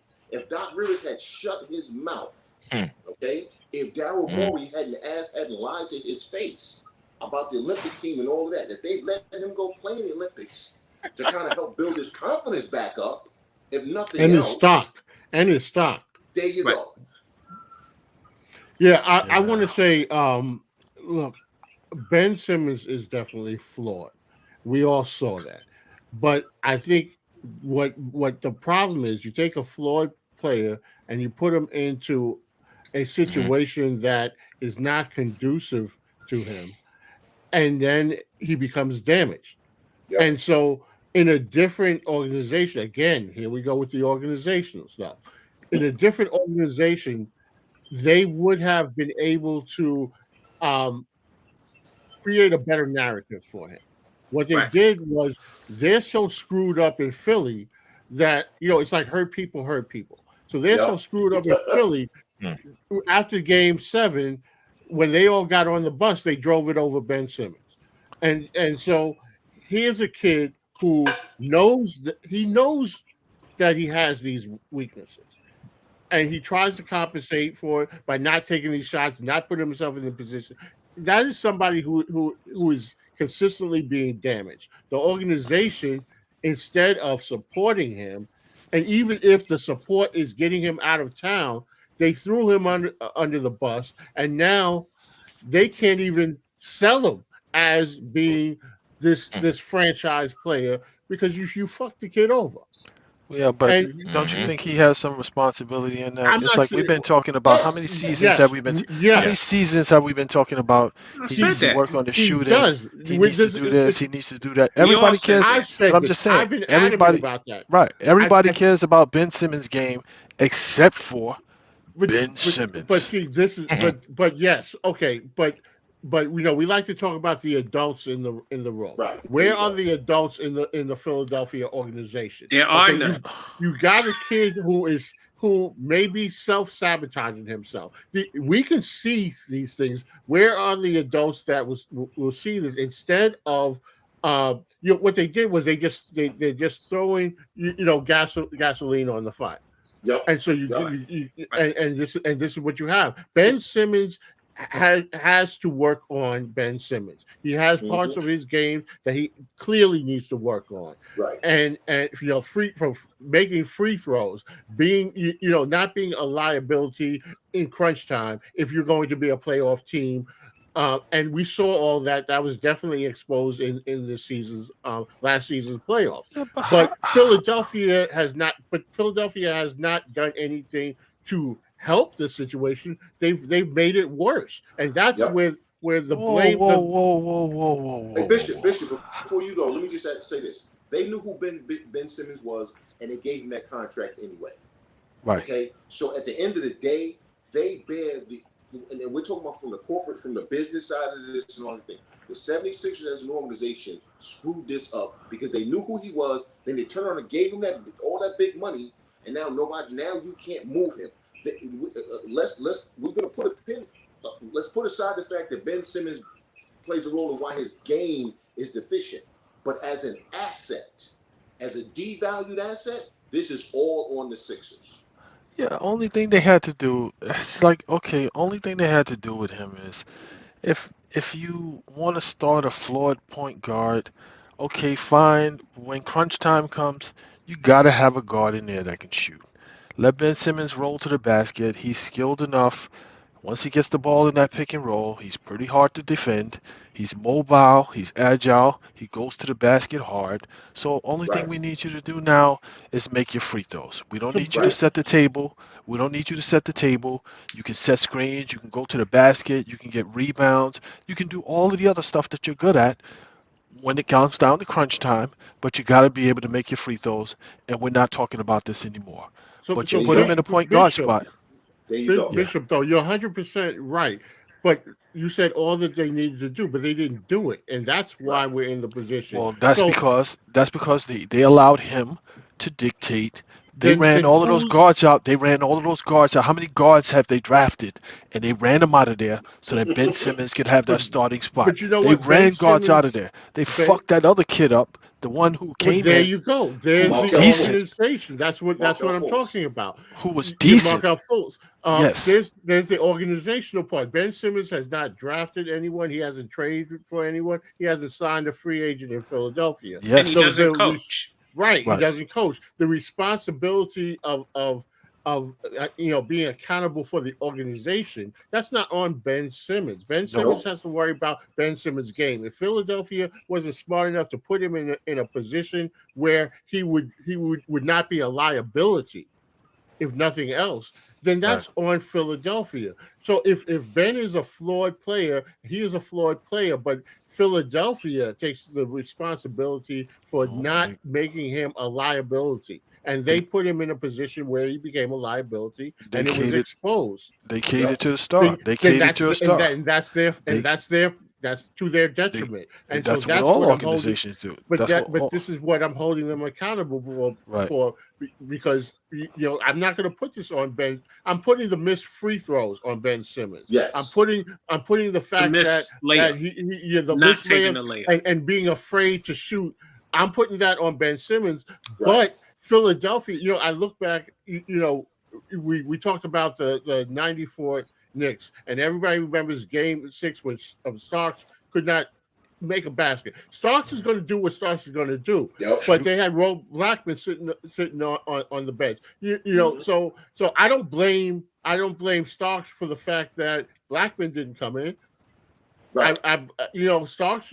You can blame Starks for consistently trying to shoot, but he's a shooter, so this is what he's going to do. The player is going to do. They're going to in whenever the chips are down and the back is to the wall, they're going to revert to whatever makes them comfortable. It's the coaching staff that has to see that and make the adjustments. And so they did not do that. And that's what I hold Philadelphia accountable for. And then to turn around and throw him out there to the Wolves after he's already damaged goods. And now you're taking it and making it worse. We're on year 5 of him playing, year 6 of him being in the league because he was injured for 1 year. Right. So when he was injured, what were y'all doing with him? Exactly. Yeah. Exactly. Some of the players, some of the owners has to go on. So I don't know what his agent, I don't know what the organization is discussing. His agent is Rich Paul. But it's like he can't play any other position. But I'm saying it's like he can't play any other position on the court except for point guard. And my thing is, okay, you're good at defending 1 through 5. You're good at rebounding. You're good at driving to the basket. You're good at a lot of things except being that starting point guard. So if you want to be that starting point guard, right, you get 8 assists, fine. You pass the ball and beat. Bishop, hold on for a second. He can play defense at the 3. Yes. Right? Mm-hmm. And you pair 2 guards who shoot. They're sitting on their bench. That's Seth Curry and Danny Green, right? Mm-hmm. And the kid Maxey. But then you wind up one of those 3 guys. Right. Should start, and he should play defense on the 3, and he should still be the point guard because Seth Curry isn't really a point guard. Danny Green's is a natural 2 guard. But then it's simple. But then you wind up with teams who change their defensive schemes that funnel the ball right back to Ben Simmons. Okay, but that's what coaching is for, though. Then you know what? If you know this as a coach, then you have to have play. Again, this comes back to it again. We're not absolving Ben, but in this particular situation, the majority of the blame goes to the Sixers because again, they knew this kid was flawed. They gave him the big contract. They never got the right team around him. They allowed him to dictate terms when he was in the league for 5 seconds. They allowed him to dictate terms. And again, and here's the thing, everybody keeps calling him mentally weak. Well, that's why you should let him play in the Olympics, because then he would have played well, more than likely. And they would say, oh man, with everything going on, he still played well. Guess what? His value increases a little bit. They have done everything they can to devalue this kid as an asset. And this is once again Daryl Morey. And we've seen Morey do this. Him and D'Antoni, this was the same. They ran the same program on Melo. They've done this before. They tried to do it to Harden. Remember why they wouldn't sign a Harden? And there was all of this nonsense out there about Harden and this, Harden and that, and Harden can't do this. This is what Daryl Morey does, man. He devalues players that try to, once they say they want out. It's like he does a scorched earth thing, except now it's coming back to bite him finally. Yeah, I don't think they want to trade him. I think at the end of the day, they got to figure out something. He's going to get out of his feelings. It's going to be very contentious. He's going to get out of his feelings. No, he doesn't seem like that kind of guy. He's no Jimmy Butler. I don't mean contentious in that way, but he is angry. He's angry at that organization. Yeah, so what? Get over it. Listen, he don't, and y'all got to understand again. He is not an American-born player. He has a different mentality and mindset. That kid will go sit home in Australia and be like, I'm not playing. What are you going to do? Yeah, he's got 147 million reasons why he wouldn't do that. Okay, the Sixers are going to have to trade him. He is not going to play for the Sixers ever again. Chandler, they certain teams that I looked at that they should make moves with, those teams may have to get another team involved in other players. It's going to have to be a multi-team, multiplayer deal because his contract is very big. Yeah, you got to get the T-Wolves involved. You got to get Minnesota or Sacramento involved in this deal, or maybe Detroit. One of those 3 teams, because that's where the landing spot for the bad contracts are going to wind up. Oh well, they shouldn't be bad organizations, but they are. I'm seeing people say Ben Simmons is trash. He's this and he's that. Yeah. Also, bear in mind that fan base, Philly people, we know how they act and we know how they do.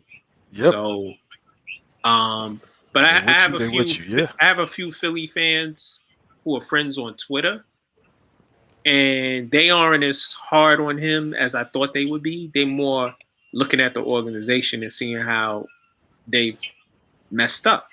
Yep. They don't want to trade him. In the space of 24 hours, he went on one interview to why we love him, we're gonna talk to this and that, and in the next interview compared him to Trump. You really think that kid's gonna play for the organization again? Come on. They don't want to trade. They don't want to trade him. They don't want to trade him. The demands that they were making, as far as getting trades, you could see that they weren't being realistic. They're not going to trade him. They're going to They're going to sit down in the room. They're asking for a superstar and a draft pick. You can't have both. Exactly. So what they're going to do is probably going to wind up. They're going to sit down in the room. They're going to come to amicable terms, and he's going to come in, and because right now the only thing that we're dealing with now is his emotions. That's it. Well, that's their emotions as well. This ain't about emotions. And how you going to sit down in the room with a man who refuses to meet with you? You can't sit down in the room with me if I refuse to meet with you. Yeah, that's because he's upset. He's in his feelings. When it all boils down to it, this is a business. It's a business. It's nothing personal. And he has the leverage. It's nothing personal.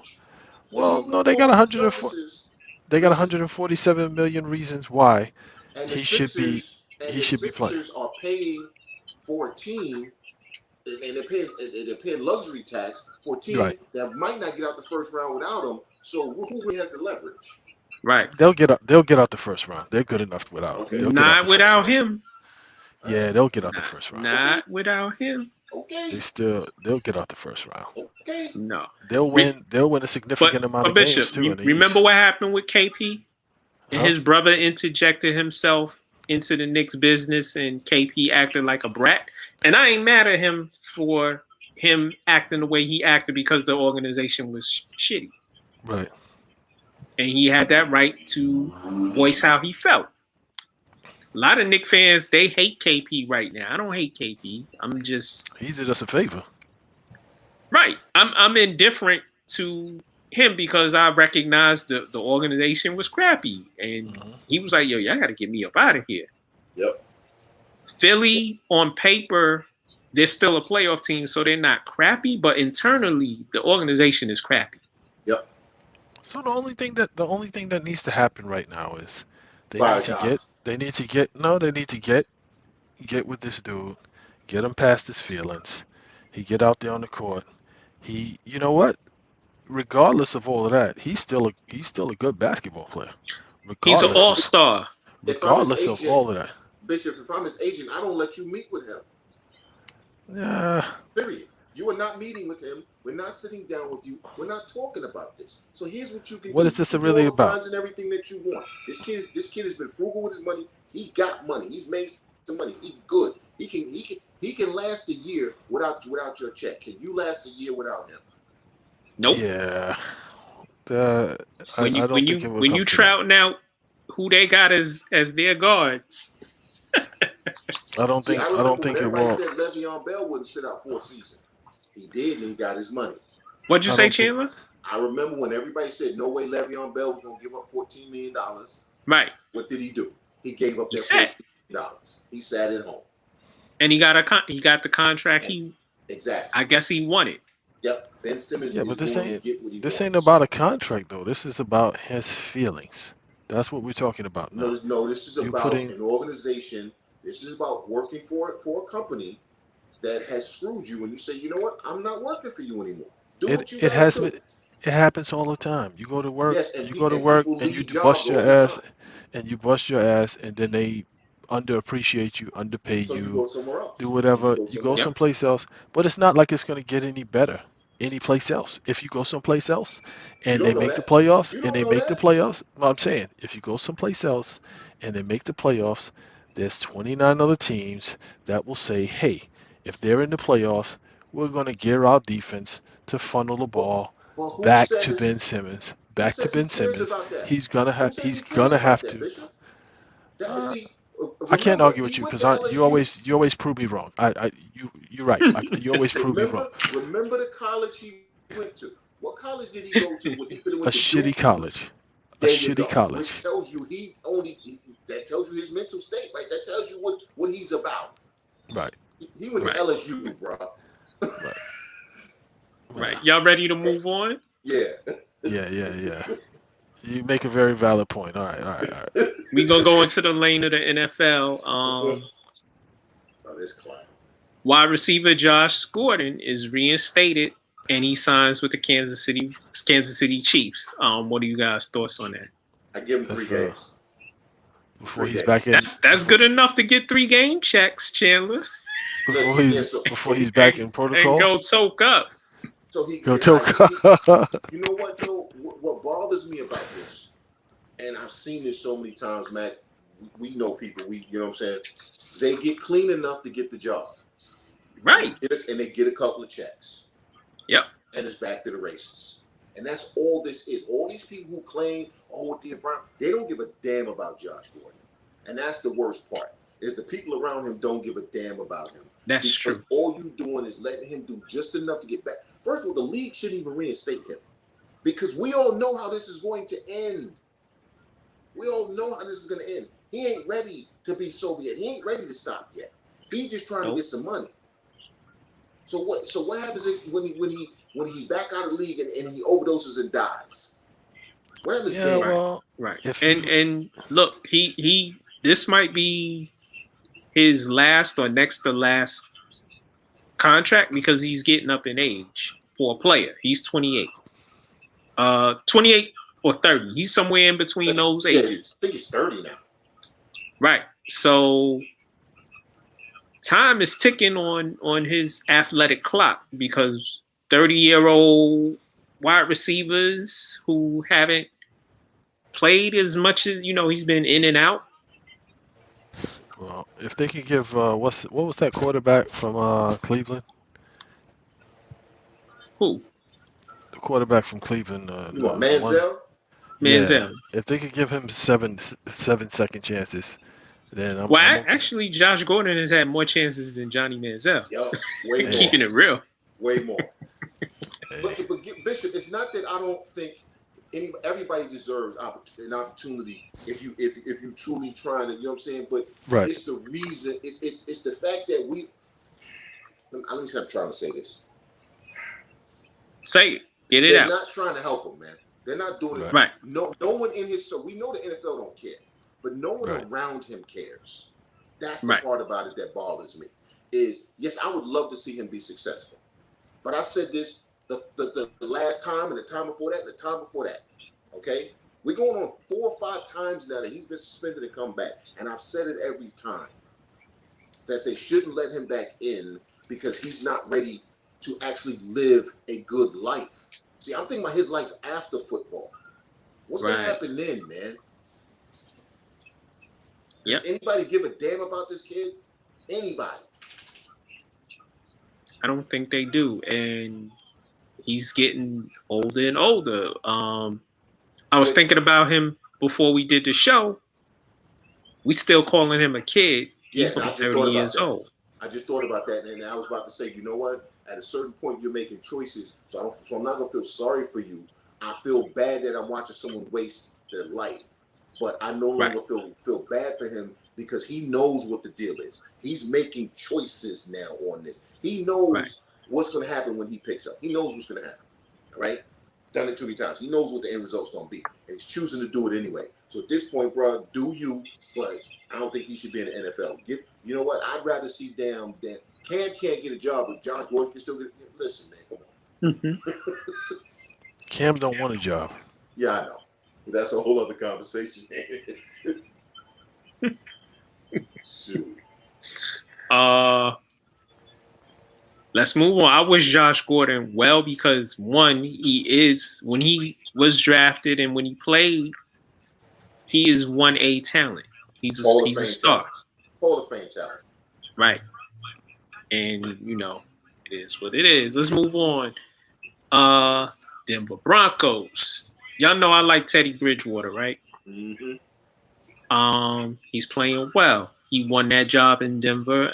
Denver's playing well. They 3-0. I watched, I think, one game. I watched one full game of the Broncos and parts of some of their other games. Teddy's always been a steady quarterback. He doesn't make a lot of mistakes, doesn't turn the ball over. He makes the right plays, which is great for Denver because they still got a great defense led by Von Miller. Yep. And the coach is doing a good job thus far. Yeah. Vic Welcome back, Fangio. Thank you. Sorry about that, guys. I had to take care of something. Yeah, brother. I gotta tell you, I'm proud of Teddy Bridgewater. I don't know who the offensive coordinator is, but this guy, he's doing his thing. He's out there. He's definitely doing it. You know what I'm saying? It's a shame that the receiving corps took a little hit. Right. You know what I'm saying? I think they lost two of their top four wideouts, if I'm not mistaken. Yep. You know what I mean? But the other guys have been stepping it up. So, they should just stick to the formula offensively that's been working for them. You know what I'm saying? Yeah. I mean, a 3-0 start. Nobody thought that. And I realized it was against teams that are kind of like lower tiered. I get that, but they all suck. But you got to realize too. You got to realize this too, Mac. Before this, previously, they was like 10-8 in games like this. You know what I'm saying? The struggle. Right. The games they really should have had more wins than close to being 500. You understand what I'm saying? You're supposed to beat the Giants, Jacksonville, and the Jets. Yeah. You're supposed to be teams. The teams that you need to beat, and they struggled with that recently. But now we're seeing coming out the gate firing 3-0 over teams that they should be. They're doing what they need to be doing right now. That's the bottom line. Right. Yeah, and I'm glad Teddy is getting this light to shine in and show, because he had that horrific injury and he's back. Yeah, but he played well last year when he got a chance to play. Move on from him though. That's the worst part. Is I give him one season there, then they still gonna be trying to get somebody else up in there. And that's the worst part. Instead of saying you got a quarterback good enough to get you to the playoffs, and anything happen in the playoffs, and they're not satisfied with that, and that's the worst part for Teddy. Right, and you have a great defense. Yep. But all you hear is about what Teddy can't do, not what he can do. All you hear about what he can't do. Okay. He just wins, though. It's funny how that works. He just wins. Wherever he's been. Yep. Except Bishop, you got it. Except the Jets. Go ahead, Chandler. I said except the Jets, but, we know why. Oh, man. The doormat. Yeah. Oh, speaking of them, let's move on. Oh boy. Okay. Yeah. I have a ball watching this team. This makes my Sundays. I'm not gonna lie to you. Watching the New York Jets. This real and Chandler, I want to talk to you about this real. You know what I'm saying? Because you have your own take with the head coach. Yep. We discussed this at detail. Mm-hmm. They're just horrible, man. Bottom line, they're just a horrible football team, bro. You know what I'm saying? Since 2017, they are tied with another team, which is a team we'll talk about later. But we're talking about the Jets right now. They're tied for the worst record, going back to 2017. They're 18-49 in the last, 5 years, 4 years? Yeah. 5 years, 4 or 5 years, man. Respect the consistency. Respect the consistency. Only Bishop. Listen. Only Bishop will put that out there. The texts today were going crazy, especially about the Jets in our text group. It starts with the owner. It goes to the GM who built a very, very flawed team. That offensive line is still garbage, especially since they lost Becton for a moment. Yeah, the left tackle. For a moment. Their running backs are below average to average. Wide receivers are solid. Meh. Solid to meh. I would go to meh more than solid. Their defensive line is the best part of the team. Okay. The punter is good. The kicker is all right. You got plenty of practice to be good. Exactly. The linebackers are meh, and the secondary is trash. You cannot win if your secondary is trash and your offensive line is trash. Well, and again, I personally believe that Robert Saleh is sabotaging Joe Douglas. Yeah. We remember when it came out that Saleh didn't want to draft the quarterback. He wanted to keep Darnold and trade the pick. Right. Because he said we have far too many needs on this roster. Right. And then Joe Douglas was like, yeah, but I make the final. Remember, it was an interview. I make the final decision. Right. Okay, stay in your place. Okay, let me stay in my lane. Okay, I got you. Now, Denzel Mims has tremendous talent. That boy's gifted. Denzel Mims can't get on the field. According to Robert Saleh, well, his playing style, and he doesn't play special teams. So you telling me that your best wide receiver can't get on the field because you can't figure out a way to use his talent, and he doesn't play special teams?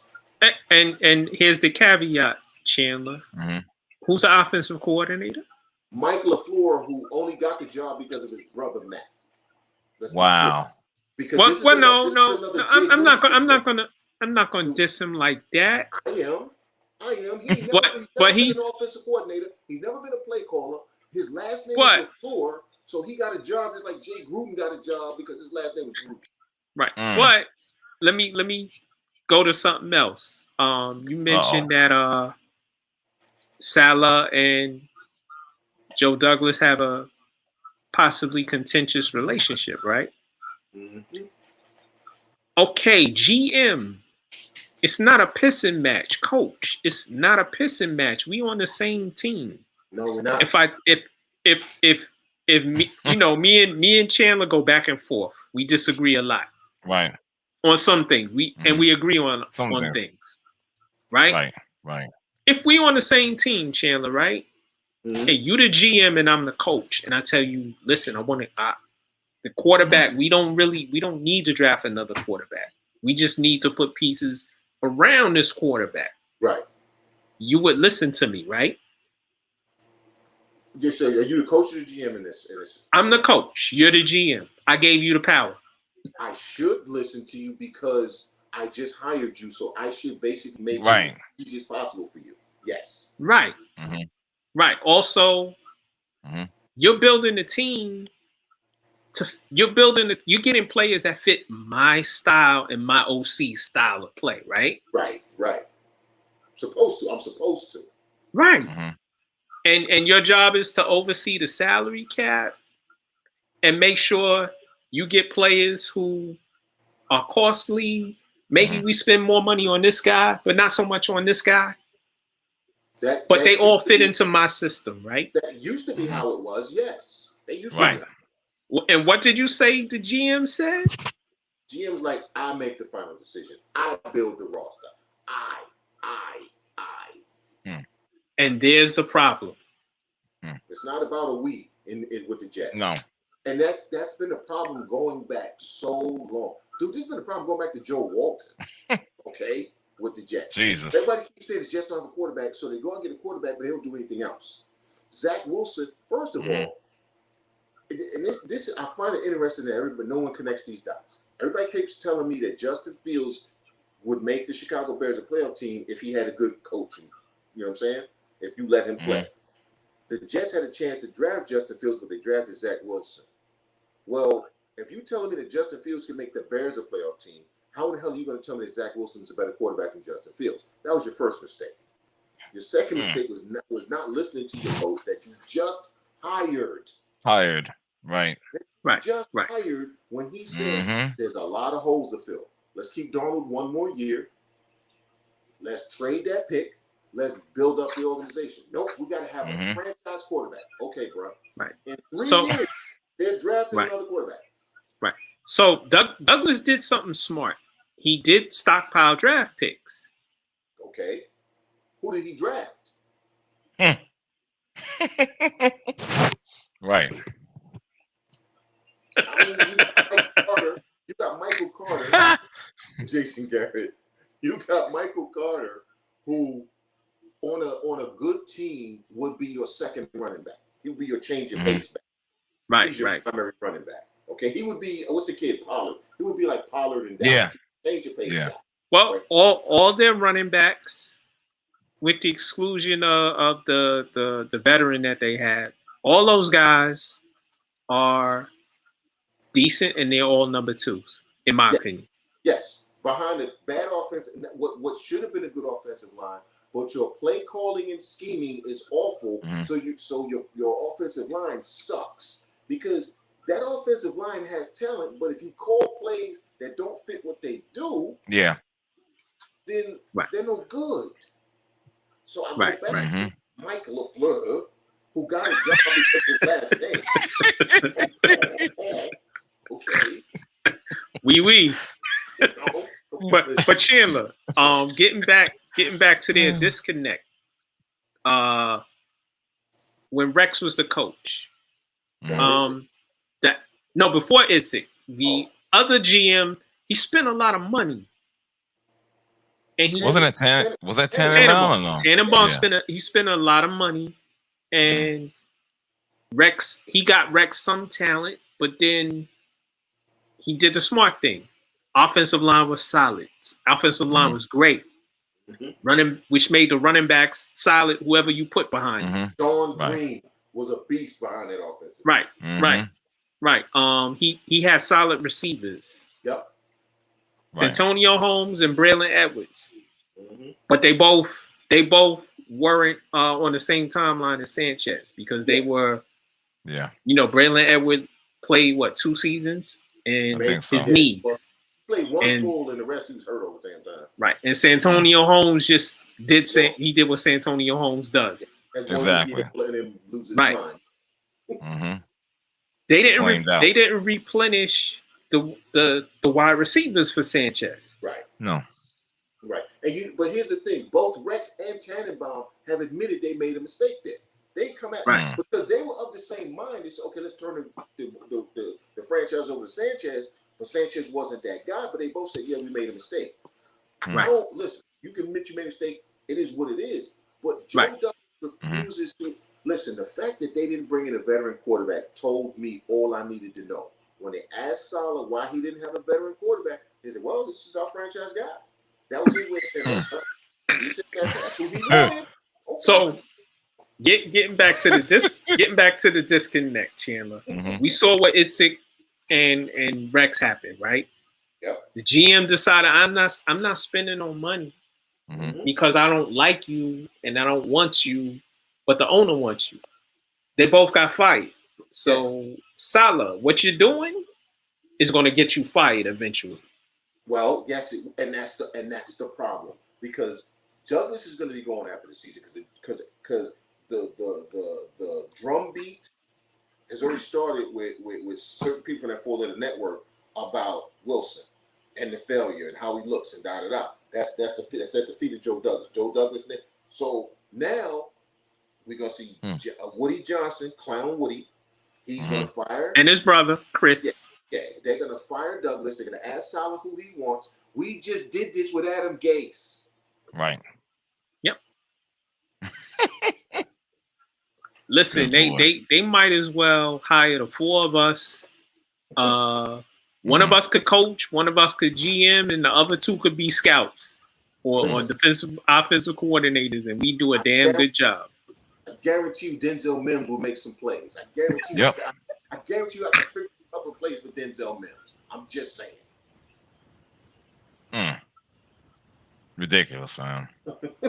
That's what I said. Yo, honestly, like I said, that makes my Sunday watching the Jet games because I just be cracking up, man. It's comedy. It's straight up comedy watching these dudes, man. I'm like, yo, look at this. It's like almost on the point of being predictable. You can just tell what happens. The Jets are so relevant. What do you mean you wish you could say that? No, I'm saying I wish I could say the same thing, but I'm watching the Giants too, so it's like. Oh well, the Giants are that team that is tied with the Jets for the worst record over the last 4 years.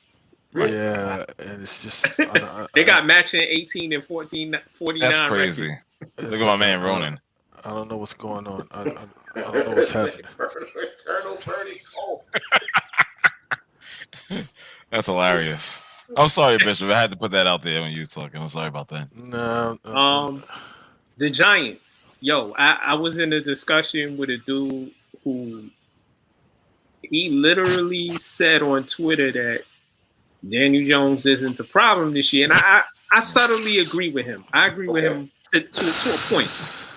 Dude. To a point. But he's been a turnover machine the majority, in previous years. He's a turnover machine. Of course. He said he was a saving grace his rookie year and was a stabilizing factor. I'm like, dude. Because he had 26 touchdowns. I'm like, dude. It was fantasy team football. But there you go. No, not really, because he got a gang load of interceptions and fumbles. Yeah, but still got those PPR points though from him. Still got those PPR points. When are we gonna stop making excuses for Daniel Jones? Exactly. Never. I watched all 3 Giant games, and the close game they had. Was it Washington? Yeah, I think no. Which was a close game? The close game was just the game last week. It wasn't Washington. No. Oh, okay. It was somebody else. Atlanta. Atlanta. They were in struggle ball with Atlanta. Exactly.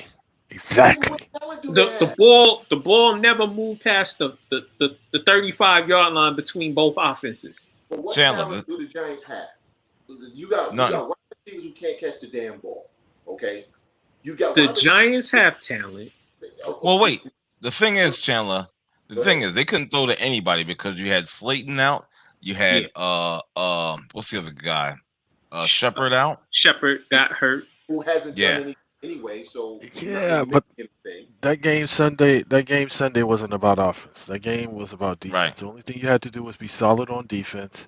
Mm-hmm. You scored. Okay, fine. You scored enough to win that game. You should have been up by like 3 touchdowns. It was struggle ball. It was like watching Pigpen from Charlie Brown on the court. Yeah, but in that third quarter, when they started allowing all of those big runs, when they couldn't tackle anybody, dude is running for 20 yards, 30 yards. It's like, dude, like what's happening? I don't understand what's happening here.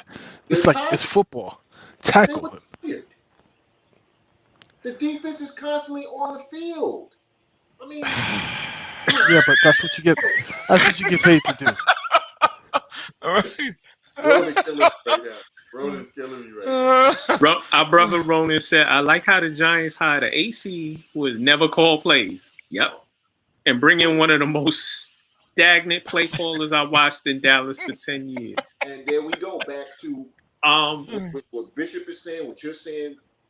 It's the Giants are mediocre. The talent is a mediocre level. So if you got a good coach, right, and a good play caller, you could take mediocre and make it good if you know what the hell you're doing, right? Or you can take mediocre and make it bad. They have people making it bad. The Giants they have enough talent to win some games. They have enough talent to probably win 7-8 games. They might win 5 or 6. Right. At least be 500. At least be 500. Be respectable. Don't be a doormat. Don't be a doormat. Win the games that you're supposed to win. Like you're supposed to beat Atlanta. You're supposed to win. You're supposed to beat Atlanta. Like it was horrible. And then to add insult to injury, not only do you lose, but you lose to a field goal in the final seconds that you could have. You didn't stop anybody. You didn't stop the run. You didn't stop anybody. Also. But I'm just saying that game was a winnable game. Then you could say, okay, we're getting back to respectability. We fine tuned the things that we need, even if it was just fluff. But it's like I think me and R had a discussion on Facebook. The owner got mad. Mara got mad, and I think he destroyed a garbage can. Yeah, he kicked some cans down the hall. Homie, be mad at yourself because you brought back Gettleman into your organization, and Gettleman is he's the smartest man in the world. Yep. He got like 10 degrees on paper. He's the smartest man in the world. He goes and hires a special teams coordinator to be his head coach, and then he goes and hires somebody he's watched for 10 years, 12 years as an OC and a head coach in Jason Garrett, And this is what we have. We got Vanilla City. It's vanilla ice cream. Yeah. Soft. What did we say when they hired Gettleman? He don't want anybody on the team with any sort of personality. Right. Yep. Then what did I tell you last season? I said because Joe Judge has the makings of a good coach. Okay, he has the makings of a good. We can say whatever we want, but we can say one thing about the Giants: they do play hard, even when they play bad, they play hard, right?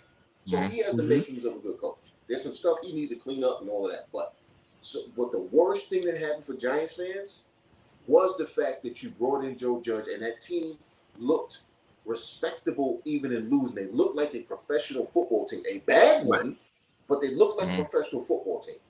That is why Gettleman got brought back. That is why Gettleman will keep his job because all he has to sell to the owner is, well, look at the coach I brought in. We're close. We're close. And you know the Giants don't like changing coaches anyway. Yep. So the worst, and that's the worst thing that could happen to Giants fans. You know, you need this team to win.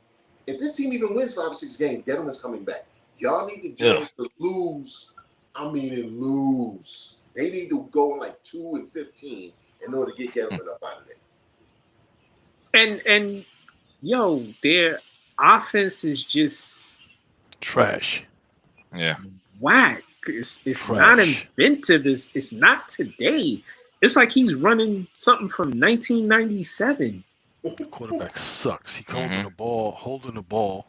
It's like, yo, watch Eli.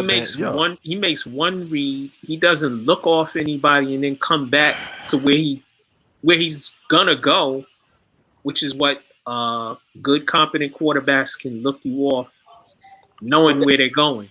That's coaching as well, though, Matt. But I'm saying you know that your quarterback is only a half-field reader.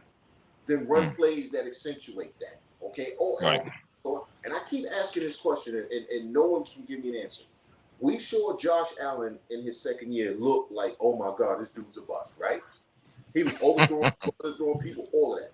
Josh Allen went to some, I forget who he went to. They broke him down, totally broke him down, and built him back up. And then last year, that's the Josh Allen, and this year, the Josh Allen you see. How is it that how is it the Giants and some of these other teams haven't done the same damn thing with their quarterbacks? Can't explain it. That's the question. You saw the results of it with Josh Allen, right? Right. Why didn't the Giants do this with Daniel Jones? I would have had Daniel Jones with the same people, right? 5 seconds after the season over last year, yo, I'd have picked, get in the car. Where we going? None of your business. And you know what's funny? Jones has some talent. Yes, he does. Yeah, but you don't even have to be. You just got to be consistent. It's like Eli Manning. It's like 5 to 7 yards. I'm past that ball 5 to 7 yards. I'm 5 to 7 yarding you all game. I'm consistent. You know what you're gonna get. I don't have to air it out. Just be consistent. He can't even do that. Can't even do that. Part of it is not his fault though. Like 5 to 7 yards. 5 to 7 yards. Come on, their offensive line is still sus. And his receivers still can't get separation. He holds the ball way too long. He holds the ball way too long, and it's like, okay, I don't even need you to get separated. I don't even need you to get separation like that. I'm passing the ball so only you can catch it. Yep. On the move, in that pocket. I'm passing the ball so only you can catch it. So either you're going to catch it or you're not going to catch it. Right. And 5 to 7 yards. 5 to 7 yards. Right. And then you run. Like Ronan said, Buffalo crafted an offense to fit Allen's skill set, and his skill set got better. And when they traded for Stephon Diggs, I told you, Chandler, that was the move. Yeah, you were right, though. Because I still was last year, I was still not a believer in Allen until damn near 3/4 through the season. You know, but Diggs made him better. Yes, he did. He did. Because he knew if he threw it to him, he'd catch it. And that's why I keep going Kenny Golladay. I don't know what happened to the Kenny Golladay I saw in Detroit. Okay? That dude didn't make it to New York. Too much Detroit. Right? And lose it. He didn't make it to New York. Because, listen, dude, in 2 games, you dropped 8 balls when you haven't fit on the sideline to throw me the ball. Why?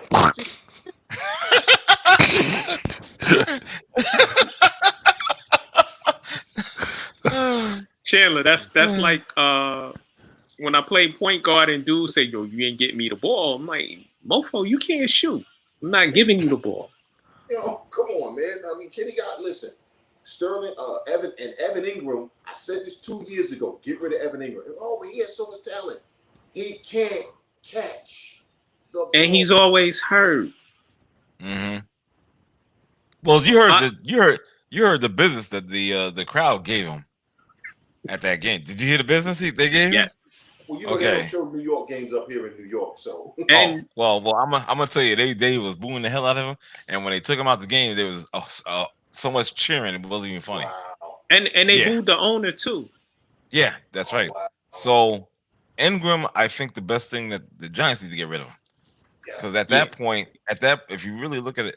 Well, what are they going to get for him? You might. I give you a fifth round pick for him. But you know what you might get? You might get a fourth, maybe, or a fifth. You're not getting a fourth round pick for him. You might. No, you might. You just might. Don't deny it. You might. That's why I said might. Definitely. They'll give you all their picks. Exactly. He is the Anthony Joshua of football. Body built by Adonis. Glass. It's made of brick. Mm-hmm. It's a shame. That's the problem, though, with that team is there are a lot of talented players on that roster. There's a lot of talented players. The secondary is tight, but they don't fit for whatever reason. They don't well. I don't. And again, it's something going on with the Giants. It has been for the past few years, where they have had talent, and the talent has, instead of being maximized, has been minimized. It's due to the coach. Shermer wasn't the guy. No, he was not. He's a solid offensive coordinator. But he's not a head coach. He lost in Cleveland. Wherever he's gone, he's lost. He wasn't the guy for you to hire. Yep.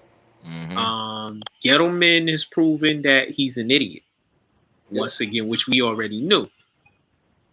What you should have did was gotten you a more professional GM who sees football in a modern way, because I was just about to mention him. I was just about to mention him. Right. Look at we see that Matthew Stafford wasn't a problem in Detroit. Detroit was the problem. I'm still out playing well. On Stafford. We'll see what happens when he gets to the playoffs. Well, like I said he's playing well. It's Matthew Stafford, but we see he wasn't the problem. Oh, but you know what though? For all this crap, listen, I think Dan Campbell's a clown. That team plays hard as hell, and they've had opportunities to win games. Actually, last game they should have won that game. They should have won that. Yeah, that was one of the funniest moments I've seen in sports recently. That was one of the funniest moments. Those poor Lion fans. Yeah. And Chandler, I saw your text. What text?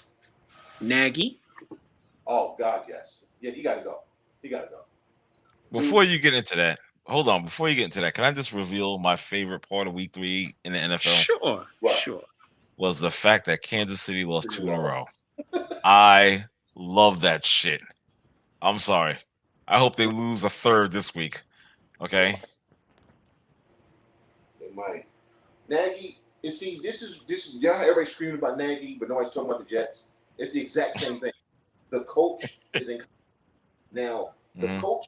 Listen, people have said it, and coach will do it. We've seen coaches sabotage players before. We've seen it. We've all seen it. This play you can call this. Matt Nagy literally tried to get that young boy hurt. 9 sacks. You got a mobile quarterback, and you don't run no bubble screens. You don't run any screens. No jet sweeps. I don't know what's going on in Chicago, but Matt Nagy has to go, or Justin Fields' career is going to be. Justin Fields is going to off if Matt Nagy stays the whole year. He's going to be David Carr. I agree with Ronan. Yeah, I agree with him too. Yeah. Yep. Yeah. Same here. Getting back to Nagy, you sabotage the quarterback you drafted. Yes. Because you were winning, you were setting him up to be better because you were winning games with him.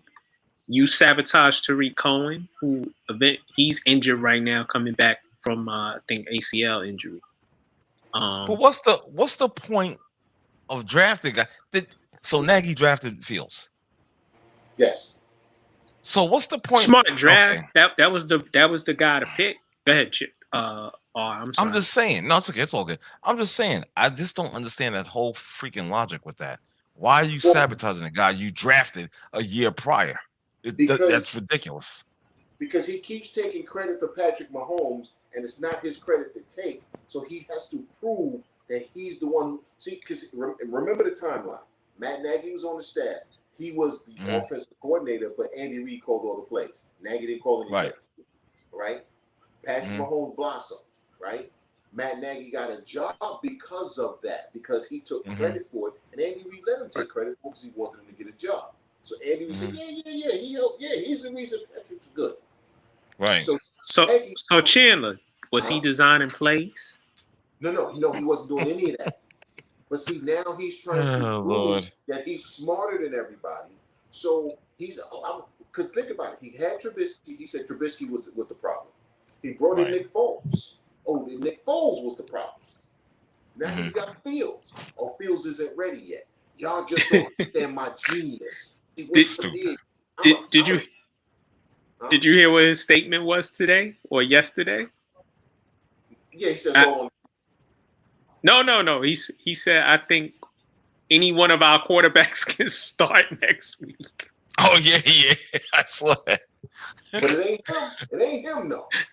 Okay, it ain't. His system is fine. It's the people in the system. He's Mike Martz. He's Mike Martz. Remember Mike Martz? It was never his fault that his quarterbacks were getting killed. All right? Because you kept taking 7-step drops. Ronan is right. The fact that the Chicago Bears are allowing this man to coach another game speaks to the organizational malfeasance endemic to football. And also, their defense is getting older by the day. Yeah. Which is the best part of their team. They got a 40-year-old left tackle. Jason Peters should have retired 6 years ago.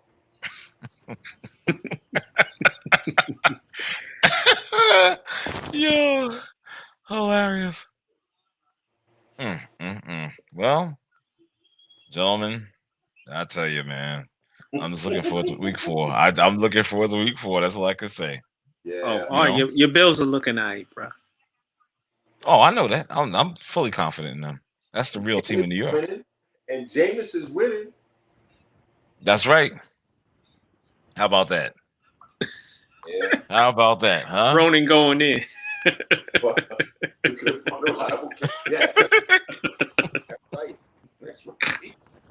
That's right. Well, he could find one. He could definitely find one. You know what I'm saying? In Baltimore. Right. Oh, Kyler Murray doing the damn thing in Arizona. Arizona MVP. playing really good right now. MVP candidate right now. Solid MVP candidate right now.